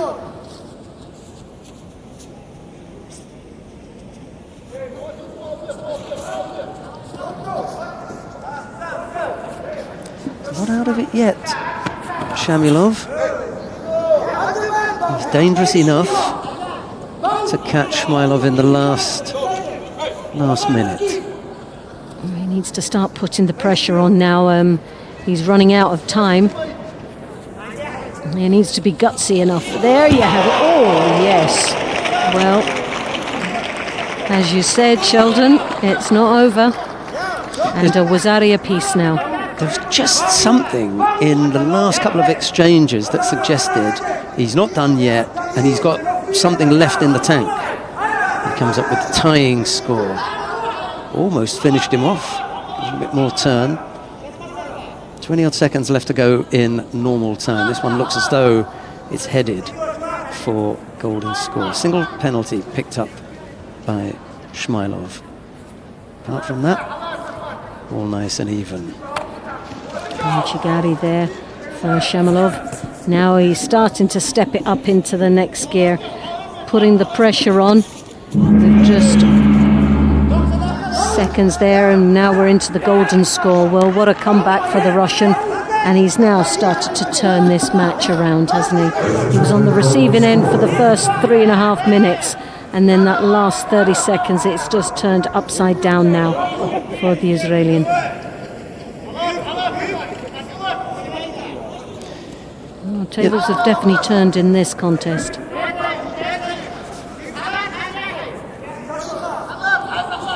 Uchigari. See, the difficulty now for Shamilov is the ability to keep going. Shmailov, I think, is in better condition. Yes, he's got more in the tank. You can see he still looks very comfortable. But there's a real aggressive approach there from the Russian. Shamilov has stepped it up to the next level. He seems a little bit more hungrier for this, and he's had to work hard to come back into play.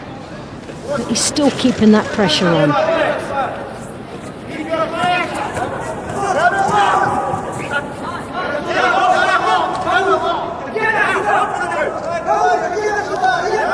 Takes that opportunity to get his breath back. It's been a lot of work from the Russian.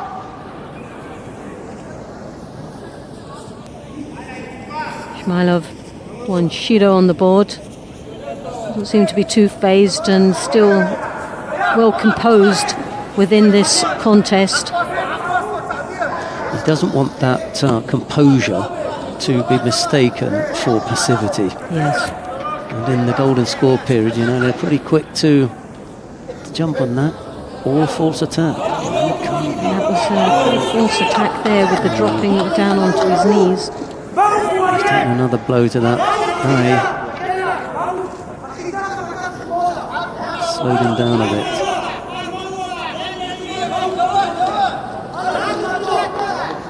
Must be painful. Having had a whack on there already, and then you get another one.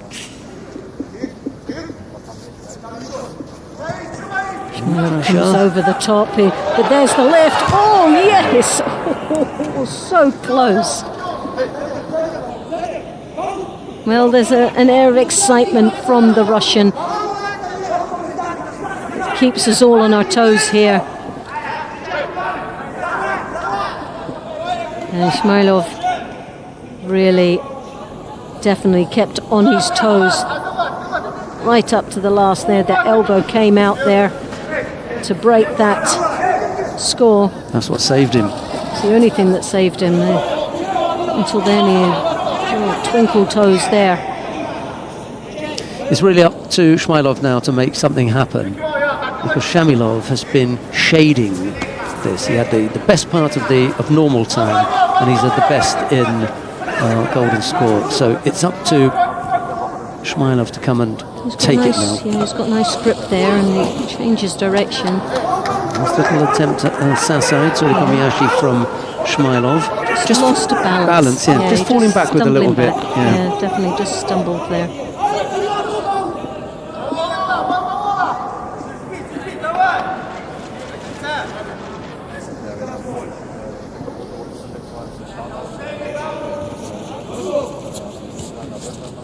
Shamilov there just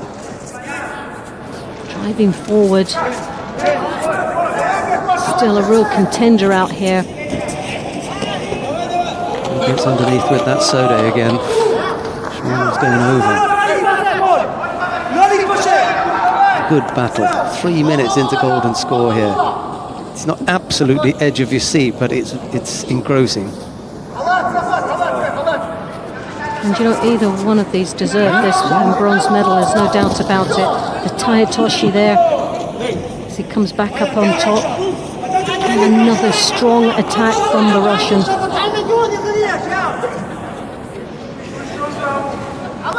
Shmailov, very good with the grips, and when he does get them, controls very nicely his opponent.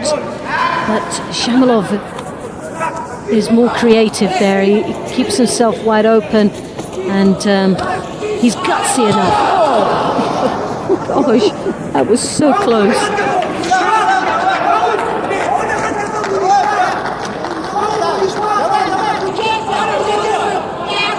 Oh, Shmailov, he's a bit more precise and very powerful in his approach. Shamilov is just a little bit more gutsier. He will... Oh, is this a mistake? Oh, goodness me. Has been called. An error there from Shamilov.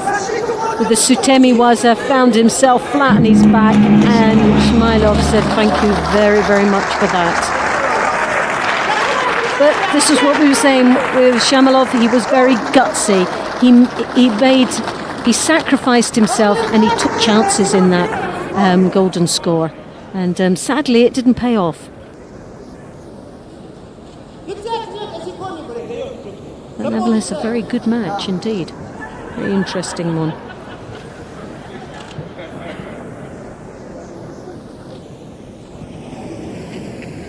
Just over 4 minutes of the golden score period. So they were out there with fighting time of 8 minutes and change, but how long it was that they were actually out there, the stoppages. Yes, long time to stay focused, isn't it? It was a good battle. I enjoyed watching that. Shmailov takes it from And a well-deserved bronze medalist, but either one of them, either one of them had got that bronze medal once again, you would say very, very well-deserved medal. We'll have some highlights and then we'll be back with the final.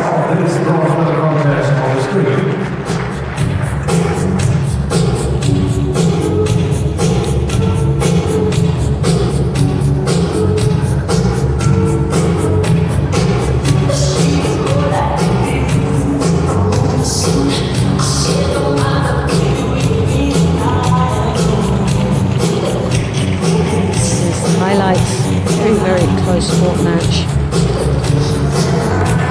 It was the mistake. Sutemi Waza. That will haunt him.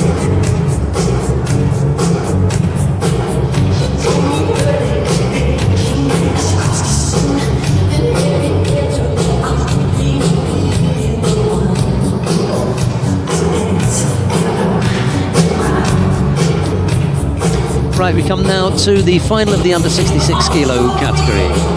Tagawa Kenzo of Japan faces Georgi Zantaraia of Ukraine. It's Tagawa in the white judogi, Zantaraia in blue. Well, no head-to-heads with these two, but wins by upon 95. Well, Zantaraya's done some work, hasn't he? He's definitely the lad out there to be beaten, but this is going to be a very interesting match indeed. Referee in the middle for this one, sorry, Mariano dos Santos. Yeah. Tagawa, Japan, 21 years of age, world rank 205.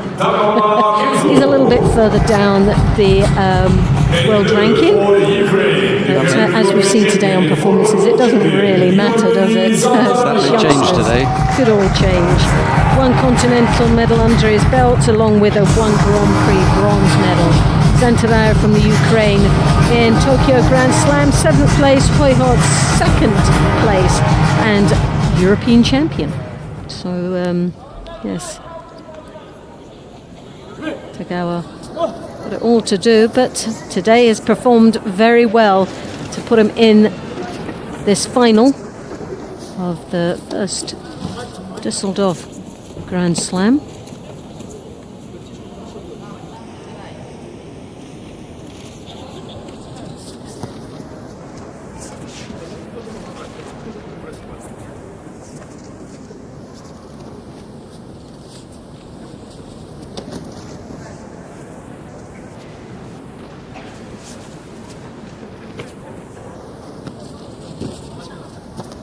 A battle of controlling her grips, and Tagawa doing quite nicely there in controlling the Ukraine. I just sense that it's just a matter of time till Zantaraia actually gets hold of him. When he does, I think there's going to be a little bit of trouble there for Tagawa.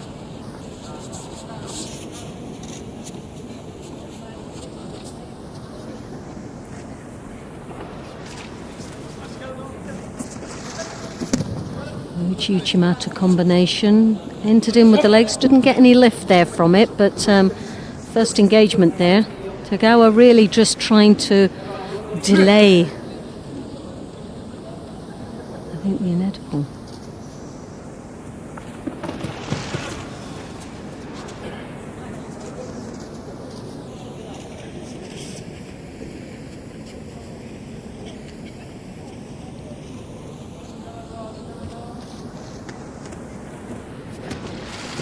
Zantaraia really isn't getting his own way when it comes to the controlling of the grips. And this contest so far, it has been a real battle to try and engage against his opponent from Japan, who's doing a nice job there, playing to his strengths.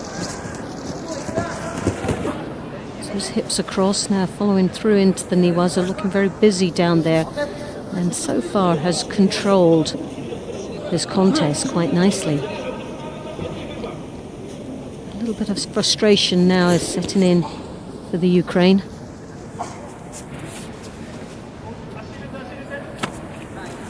Throws that arm over the top. A loose belt doesn't give him the connection that he was hoping for there.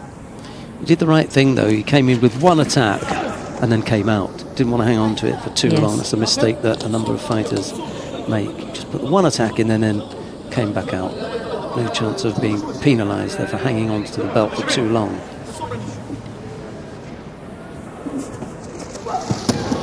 Oof. It was a bit of a mixed bag there, really, wasn't it?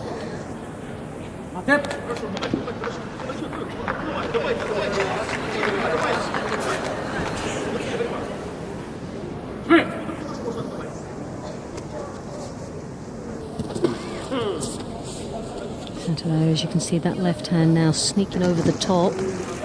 An attempt of a Sutemiwaza from the Japanese. Really a ploy to get out of trouble, I think, there. But there you have it. Nice attack.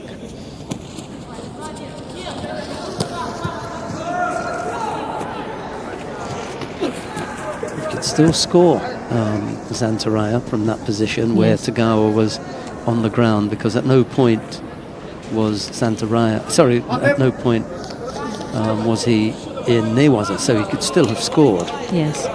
One person can be on the ground and the other one standing up. It's up to the person standing up to decide whether they want to remain in Tachiwaza, and if they do, they can score. Well, Zantaraia had the sumigeshi there that nicely controlled around, so as he entered down, even though he was in the ground, his feet were in position to try and get that rotation, and that was really an important point, that there was still a lot of action going on from Tachiwaza.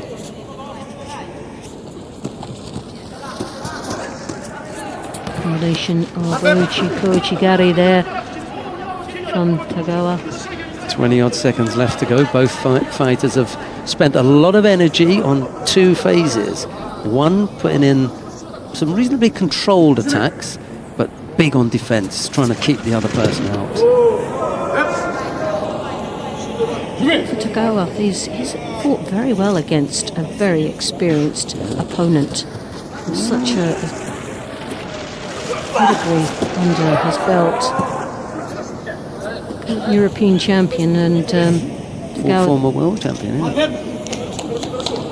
this 21-year-old has really given him a run for his money here.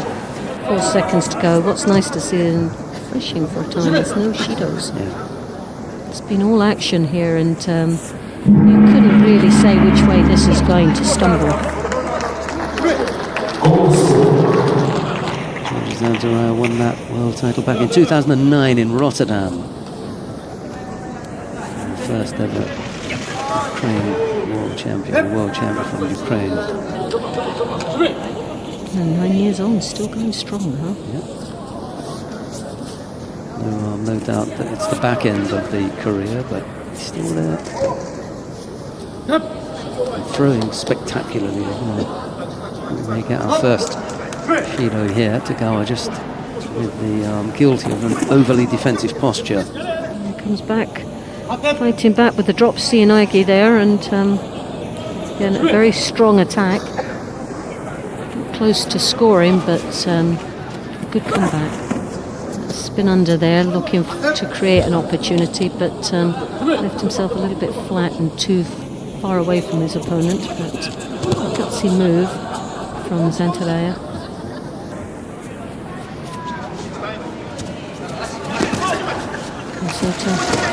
Foot breaking the balance of the Ukraine, following it through into the Niwaza. It's become very interesting indeed. Zantaraia remains penalty-free, so the advantage, albeit very slight, is with him.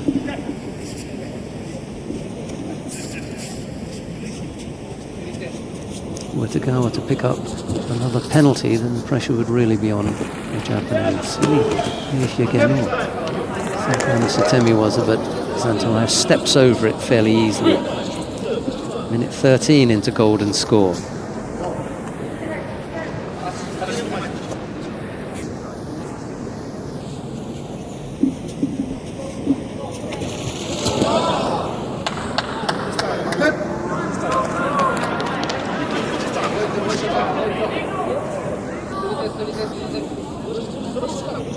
Interest now, Zantaraia picking up his first Shido, one apiece now. No harm done. Some high collar grip there.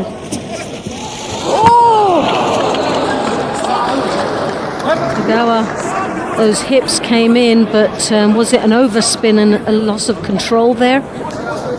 I think this has to do with the landing. I think there's enough control. It was just the finishing touch of the control there that he lost. But the hand came down. Yeah, he's falling forward. off that. Yeah. He's falling off this. Was that given? Well, I have to say that Zantaraia is really unlucky here. There's no doubt that he gets him up, over and down onto his side. Those are the three things you want to look at. But there is the fourth part, and that's that element of control at the end. And you just get the feeling that, right at the end, Tagawa is beginning to... He lost a little bit of control. Yeah, the arms are going away and everything. But it could be that the reason that they've given him is because it's... Well, no, the reason that they've given Tagawa the score is that it's after the landing. He's already brought him up. He's already got him over. He's going there, and he's put him down, and it's only after the landing that Tagawa's hands begin to come away and protect himself. After he's put Zantaraia down on his side. That's the only thing I can think of. Well, for someone who's 2,205 in the world ranking. See what I mean? Zantaraya's down on his side here, and Tagawa is beginning to move away from him. The momentum of his effort takes him away from Zantaraia. So look, there's the landing. He's still got control of him, and only when he's down on his side... It's just when he's landed, he spins out. He just gives it up. But it's after he's thrown him. Yes. Have a look at this. Down goes Zantaraia, away come the hands, but Georgie's down already. And he's still made contact right to the end of falling. It was just after the fall. Very close, very, very close. It was a good call. Yeah, my first look at it was not. But in explaining why it is, because whatever we think, it's Missouri, that's done and dusted, they've gone. So really our job is to say why it is, and I think that there was just enough control in there at the end for long enough. Right, the awarding ceremony for the women in the under 52 kilo category. The medals are being presented by the IJF refereeing director, head refereeing director, Mr. Juan Carlos Barcos. The first of the bronze medals goes to Charlene van Snick of Belgium and to Estrella Lopez Sheriff of Spain. Silver medal goes to Karolina Pinkowska of Poland. The gold medal goes to Shishime of Japan. Das Preisgeld wird überreicht vom Vizepräsidenten des Deutschen Judo-Bundes, Herrn Dietrich Schneider.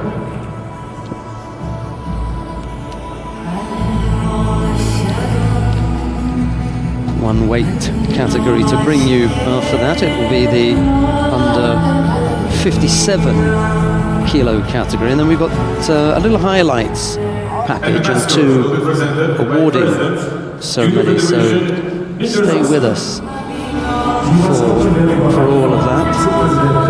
Des Judoverbands Niedersachsen, Herrn Dietrich Schneider von Horn.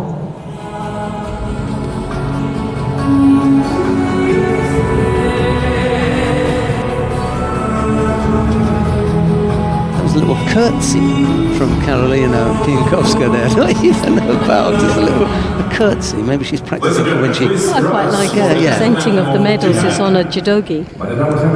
Notice that. Yep. And now the national anthem of Japan.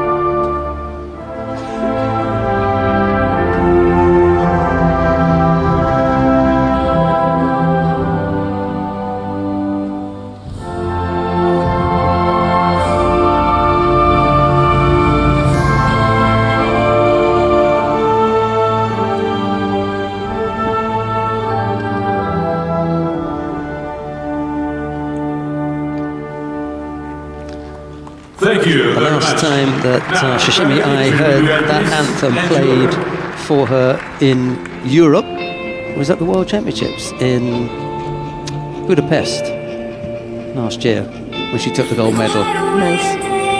Europe seems to be a happy hunting ground for Shishime. And a happy young lady. Van Snick and Lopez Sheriff were the bronze medalists. Pinkowska with that huge smile took the silver. It's good to see the silver medalist smiling. And Shishime took the gold.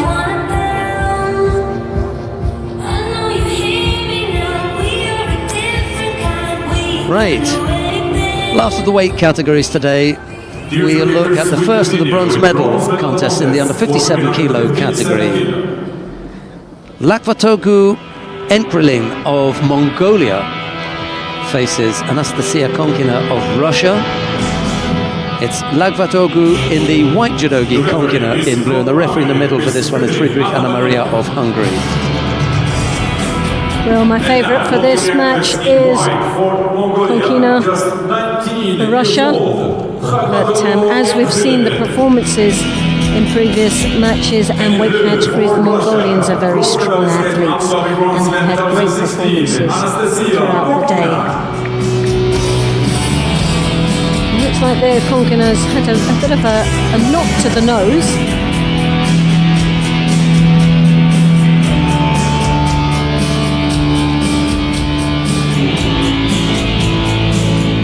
Hasn't spoiled her looks anyway. Or maybe Sheldon might point out that it might be to open the airways of the nose. I thought they only used that for snoring. But, I don't know.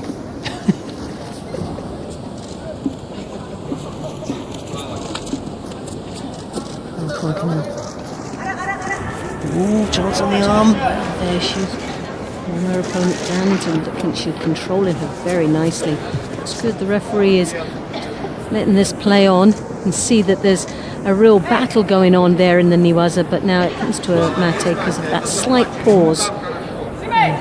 The problem for Lkhagvatogoo was if you defended too strongly on the arm, you put yourself in the possibility of being rolled over. If you didn't defend too strongly on your arm, you gave it up and you offered up the chance for the Kansetsu waza. So she was in a tricky position there, but Konkina couldn't take advantage of it. Two things for her to defend against there, the Mongolian. Either getting rolled over or getting arm locked. As you can see Konkina there with that high-collared left-hand grip. When she gets connected there, she looks very threatening indeed. Хорошо, Настя, все отлично, давай.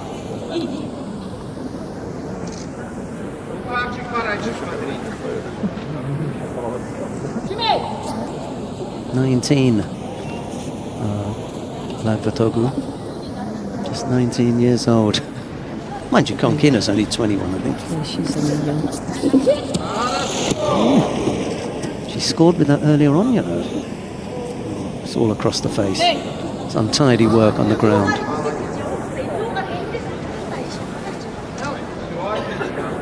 Takabatake in the World Championships, Junior World Championships, took the silver medal. Konkina, Abu Dhabi Grand Slam, 3rd place, and a 5th place in Düsseldorf Grand Prix last year. As we know, it's a Grand Slam this year. But, so 5th place. We're wanting to do one better. Swing action there as she hooked in with that Uchigari. Needed to ground it a little bit more to stop the spin on it. But you can see the Mongolian trying to look at the arm. And there it is. Oh. She tried to pull the arm out, but she had a good strong grip on that jacket. Well, that was a great win for the Mongolian. She looks ever so delighted with herself, doesn't she? Lkhagvatogoo looking up at some of her teammates just off to our left here. They're all up on their feet and cheering for her. She really did get hold of that arm. That was an excellent little bit of Niwaza there, and Congratulations, this is your first medal in a Grand Slam. Konkina was surprised in the ground. Yeah, she's normally quite Very sharp in the ground. Yeah. Normally doesn't make any mistakes down there, and he fell victim to the Niwaza.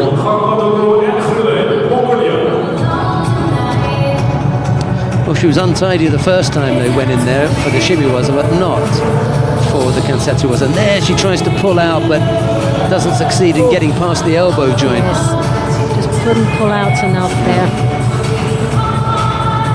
Yeah, and it goes on. To be in trouble just at that point, as you can see with the facial expressions. Well, a nice bit of Niwaza, but very painful indeed to watch.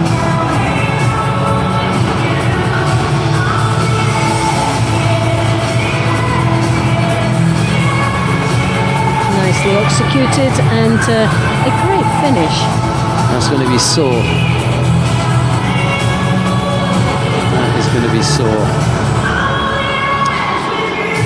So, bronze medal there to the Mongolians. And there's a chance for the Poles to take another medal here. This time, Anna Borowska of Poland faces Sarah Leonie Sisike of France. Borowska in the white judogi, Sisike in blue.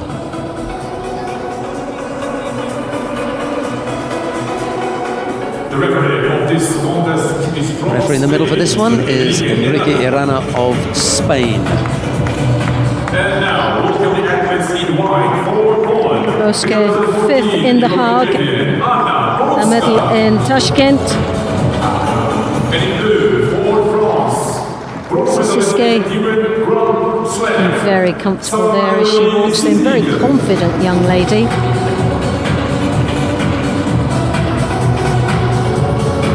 A good strong performance here today.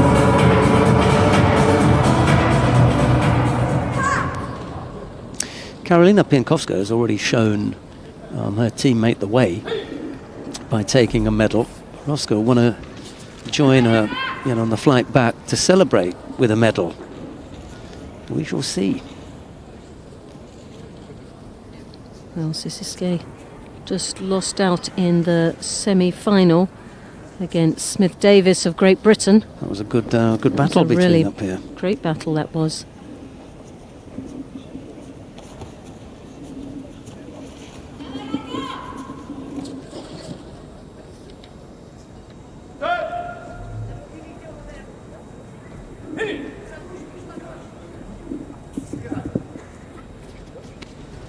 Well, it's a real battle of control here at this particular moment.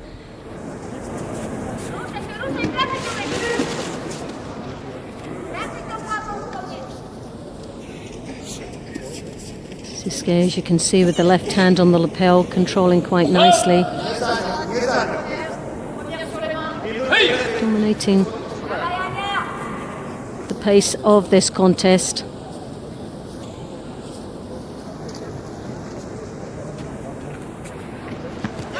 Borowska, as you can see, trying to throw that arm over deep, but having to take second best underneath. Head being drawn down by the French athlete. As you can see with that left hand high on the collar, elbow tucked in nicely, very powerful indeed with the grip. She starts to try and draw that leg through with the koichigari. And now into Osoto Makakomi, where she scores. Lovely for a Wazari. Sisike there with 2.5 minutes remaining now takes the lead for France. Doesn't manage to get the leg out, but as you can see, all there, that controlling left grip that switches down through across to the Makakomi, nicely and very tight with that arm. Yeah, that going across the body, very little that Borowska could have done about that. The combination of getting all those elements right is what took Borowska over. Sisike was in a good position, came up with a good score. Minute 50 odd left to go. Well, so we looked for the Cianagi, switched to the rear. A nice bluff there. Didn't connect with the feet, but the upper body control was there all the time. There you have the Makakomi once more, that score of the Wazari. And now we're coming into the 1.5 minutes remaining of this contest.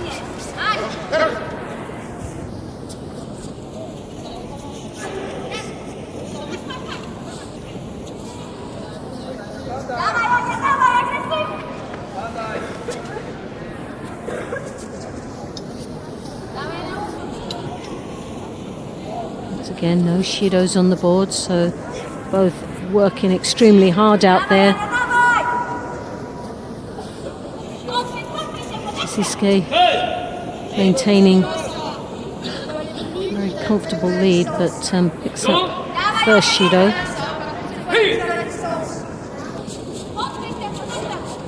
And that for avoiding to take a grip.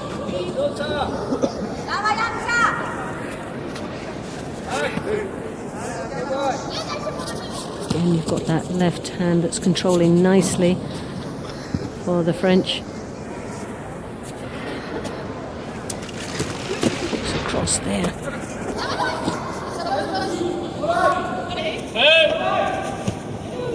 Borowska trying to defend there from being in the Niwaza position.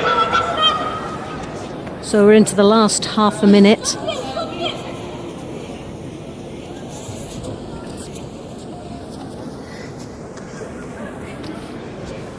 Sisike, as you can see there, the left hand on the lapel, controls quite nicely the pace. Drop Sioi attempt there from Borowska.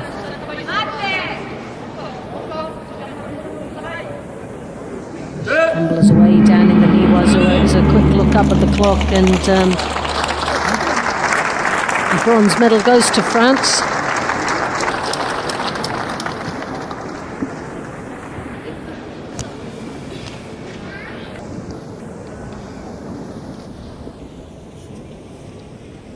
Sarah Leonie Sissik of France, as I say, took that bronze medal. Borovska has to settle for a 5th place. And again, Grand Slam 5th place is not a bad result. Well, this was a really competitive weight category as well. Very strong indeed. 32 athletes participated in this weight division, and a real strong lineup. And a very emotional young lady from France faced on with a bronze medal. First Grand Slam medal. So not surprising that she should give up a few tears.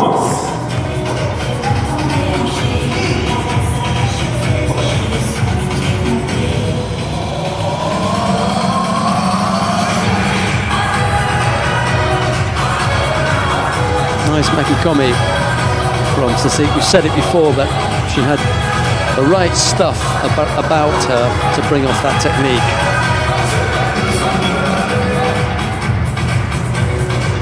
We've got one last contest to bring you, and that's the final of the under 57 kilo category. It'll be Lakota Smith-Davis of Great Britain. She's up against Karakas Hedvig of Hungary. It'll be Smith-Davis in the white judogi, Karakas in blue.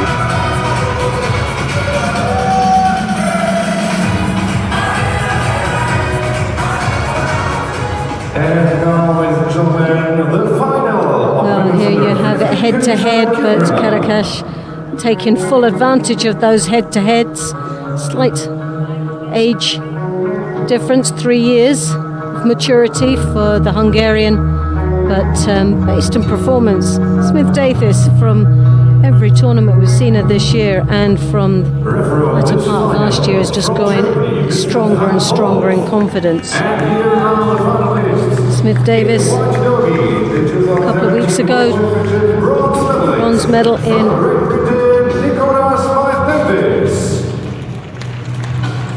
world bronze medalist against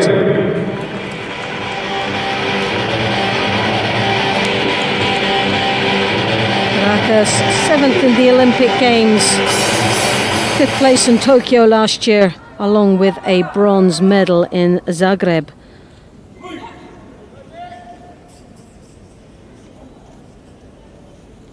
It's not as though Smith-Davis doesn't know Karakas. We just saw her that on the head-to-head. Yes. So has she been able to work out with her coach a tactic to reverse the defeats that she's suffered at her hands? We shall see. Well, it's about the confidence that Smith-Davis goes into this contest, because sadly the sort of thoughts behind this matches and the head-to-heads that they've had, she's picked up. She's been injured from the match itself against this opponent. So that's always a sort of a lingering thought behind her, that when they have fought, she's managed to get injured in the process of losing the match.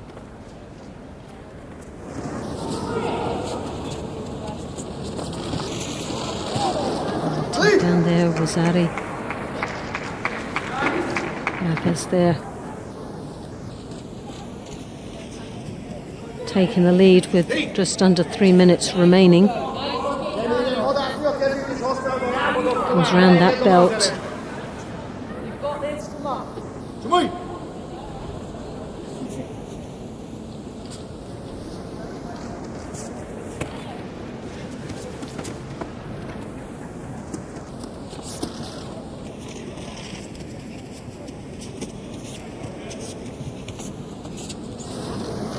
Hungarian doing well to control the right sleeve of Davis. As you can see, they're struggling a little bit to break free from the Hungarians' control.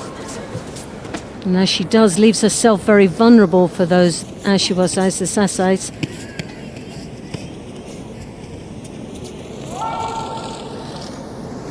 The Sutagaris have been working extremely well for Smith-Davis in previous matches today.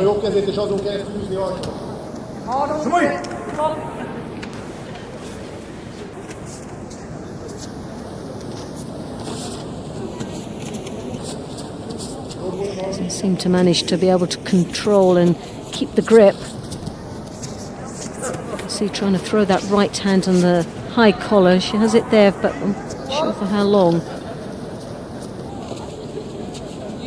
Karakas under a little bit of pressure there as Davis controls that grip, but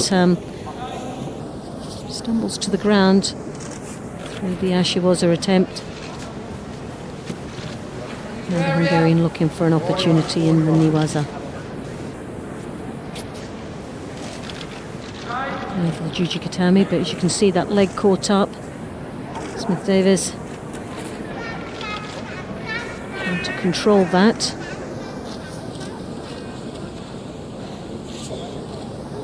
Hungarian switches on top, but this will be a mate situation. A bit too long in the ground with very little action or result coming from it.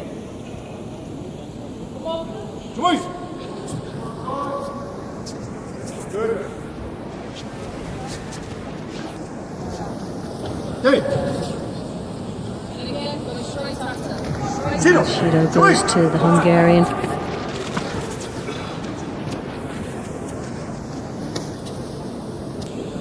Davis taking that sleeve, trying to throw that arm over the top, controlling nice. It's that arm round the waist, a Sutemi Waza from Smith-Davis. Now finds herself in the Niwaza again on the receiving end as the Hungarian tries to tie up the upper part of the body. It was the right time to try that Sutemi, was it? Just didn't come off. Strong position from which to launch from. Smith-Davis, as you can see, trying to capitalise there, and a nice attack, scoring that's the new rule. And that's the new rule. Smith-Davis was never in Niwaza. So that's the rule. Cleverly. See? She came down, hand went down, but then stepped across, came round the back, and rotated her opponent onto her back. So that was nice execution there of that technique. Very, very clever indeed, and that's one thing with Smith-Davis. She's a very clever athlete, thinks extremely hard in the next step in every match. She punches there, she thought she had the score there, but she looks up to see whether that counted or not. It was just a stop between the two phases. Slight pause. Yeah.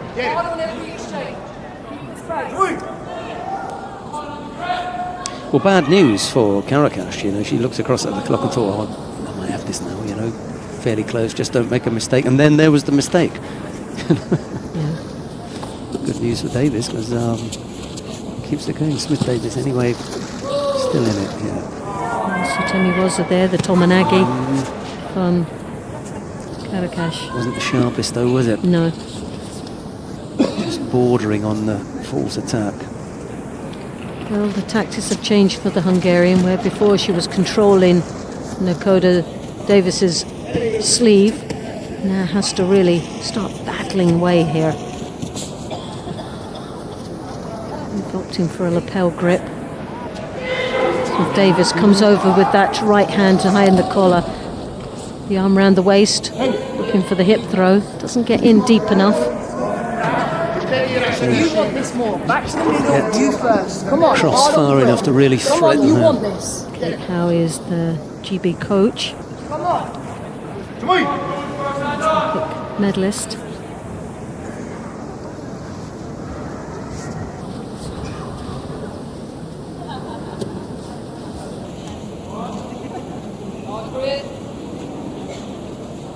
Nicely poised, this contest now. You've got to get hold. Both fighters pick up penalties, but it's Karakas who comes off worse because that's the second penalty that she's picked up now. So no error allowed now for the Hungarians. Got a Kosota there and switch. And again. Oh, a lovely attack there. Came close to Very, going very over again. She lost a little bit of control there. She came round the waist. There was the counter attempt, but then Karakas just lost a little bit of confidence in that and let go, making herself very vulnerable on the counter attack from Smith-Davis. Very little time given in the golden score period. You go behind 1-2 attacks. That's it. Got to make sure that you don't fall behind with the attacks. Need another hand on here to look aggressive. Need to come up with an attack now. Both have very strong grips as they try to draw the head down. Smith-Davis trying to bring her opponent down to her eye level there.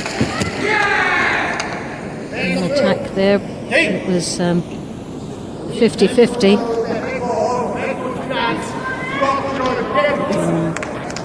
Dakota come down on her knee there.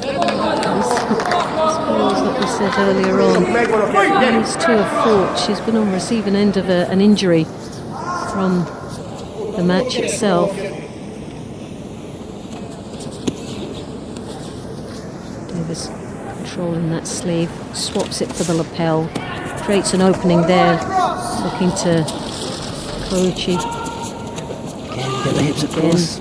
Good flurry of attacks there, making it very positive for Smith-Davis. Now finds herself in a little bit of tricky water here. Now turn the right way, up we get.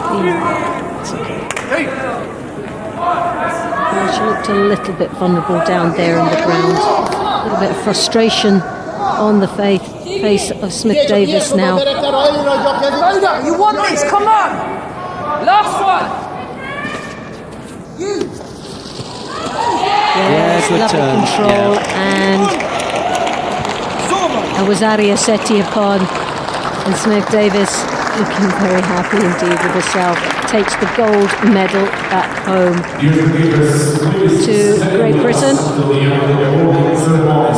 Well, as I said right at the beginning, she had 3 looks at her before she went over. They must have known, they must have come here with a real plan. And as she got closer and closer to having to face Karakas in that final, Kate Howie and Dakota Smith-Davis were saying, right, what do we know about her? What are we going to do different? What are we going to shut down? And where are we going to try? Now, whether any of that was able to come off in the final, we're not sure. What we do know, however, is the result is that Dakota Smith-Davis has taken the gold medal. And she's turned it all around. That was one of the sort of hurdles that she needed to climb, and that was to defeat after quite a few times of being on the receiving end.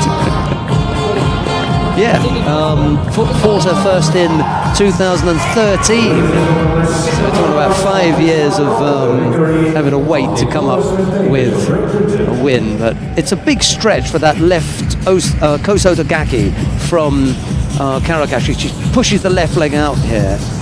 And then overstretched herself. And as you can see, Dakota Davis had that right arm around the back, which was controlling the actions of her opponent quite nicely to pin her to the ground. 2 big asks from Karakas that time. However, what's nice to see from that point of view is that she was still going for it in the golden score period. Yes. Right, we come now to the awarding ceremony for the men in the under 66 kilo category. There are the athletes all ready to receive their medals, and the medals will be presented by the International Judo Federation head refereeing director, Mr. Jan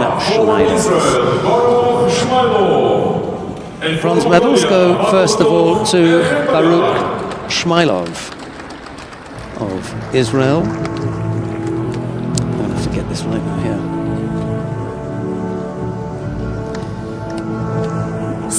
And the second bronze medal goes to Atokdog Enktbayar of Mongolia.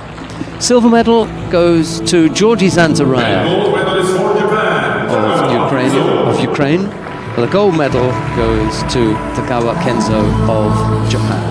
The first body will be presented by Sport Director of the German Judo Federation. Das Preisgeld wird überreicht vom Sportdirektor des Now we've got another awarding ceremony to come after this, and in between this and the awarding ceremony we've got a highlights package that we're going to show you. So 3 things before you leave us: awarding ceremony, highlights package, and then the awarding ceremony for women in the under 57 kilo category. So stay with us. Presented by Vice President of the German Judo Federation. Die Maskottchen werden überreicht vom Vizepräsidenten des Deutschen Judo-Bundes, Herrn Dietrich Schneider.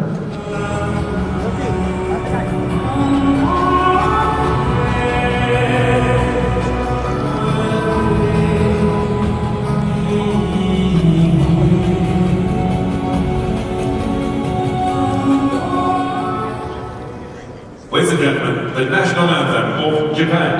Now the national anthem of Japan.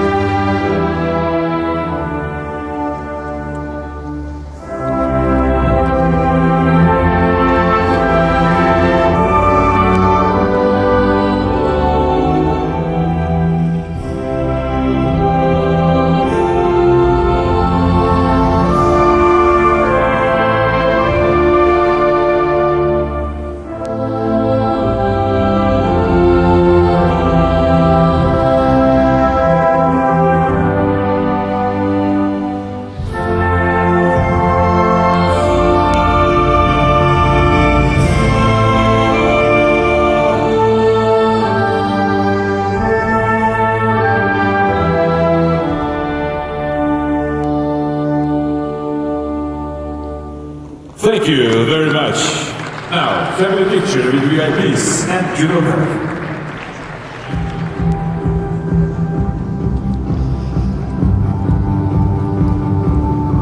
It's the winning quartet there, the under 66 kilo category.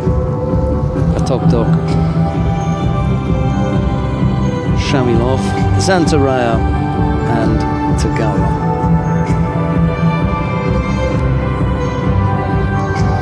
Zantaraia fancies getting off the podium quickly.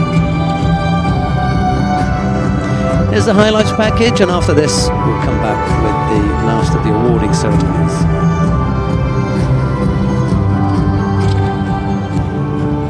Dear friends, we're waiting for the last awarding ceremony for women under 57 kilo. You can see the highlights of first day's final block on the screen. Liebe Freunde, in wenigen Augenblicken die letzte Siegerehrung des ersten Wettkampftages.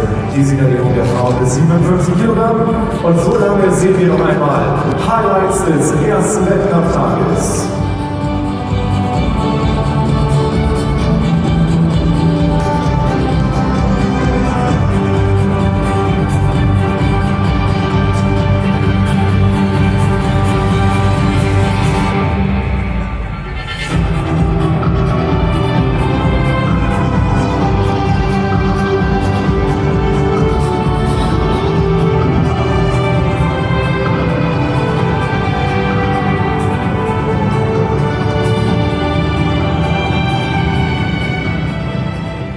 Dear friends, we inform you that after the first day of Düsseldorf Grand Slam 2018, Team of Japan have 3 gold medals. Ukraine and Great Britain 1 gold medal. Liebe Freunde, nach dem ersten Wettkampftag im Medaillenspiegel vorn mit 3 Goldmedaillen. Japan, gefolgt von Ungarn und Großbritannien. Ukraine und Großbritannien mit jeweils einer Goldmedaille.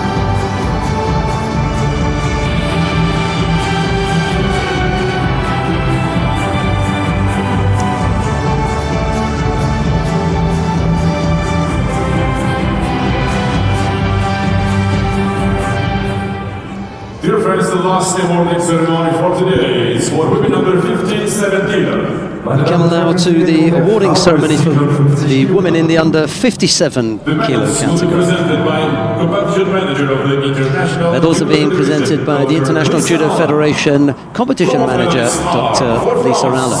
Leonie. First of bronze medals goes to Sarah Leonie Sizik of France.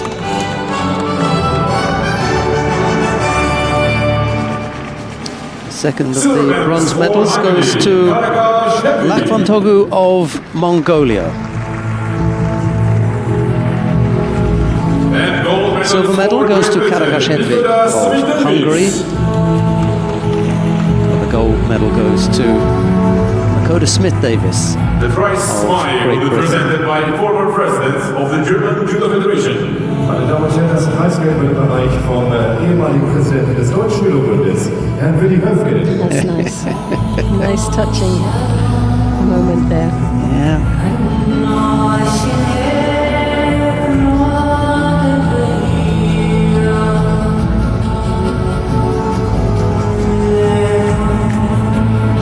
Grand Slam gold medal.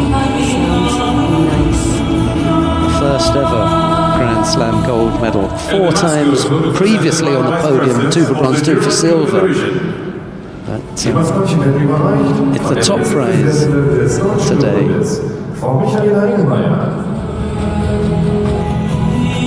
Michaela Engelmeyer is presenting the prizes there. Judogi bears, a cuddly toy. Cuddly toy. Ladies and gentlemen, please stand for the national anthem of Great Britain. Now the national anthem of Great Britain.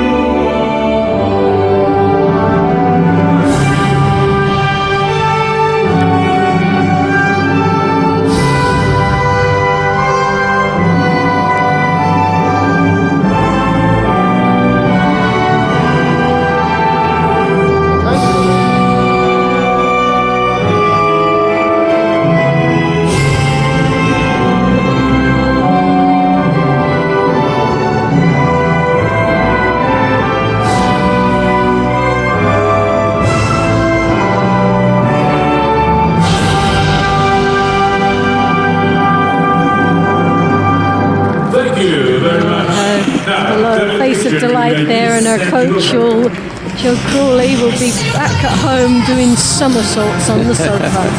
Celebration time all round for the British team. Right, there is the final lineup of the under 57 kilo category.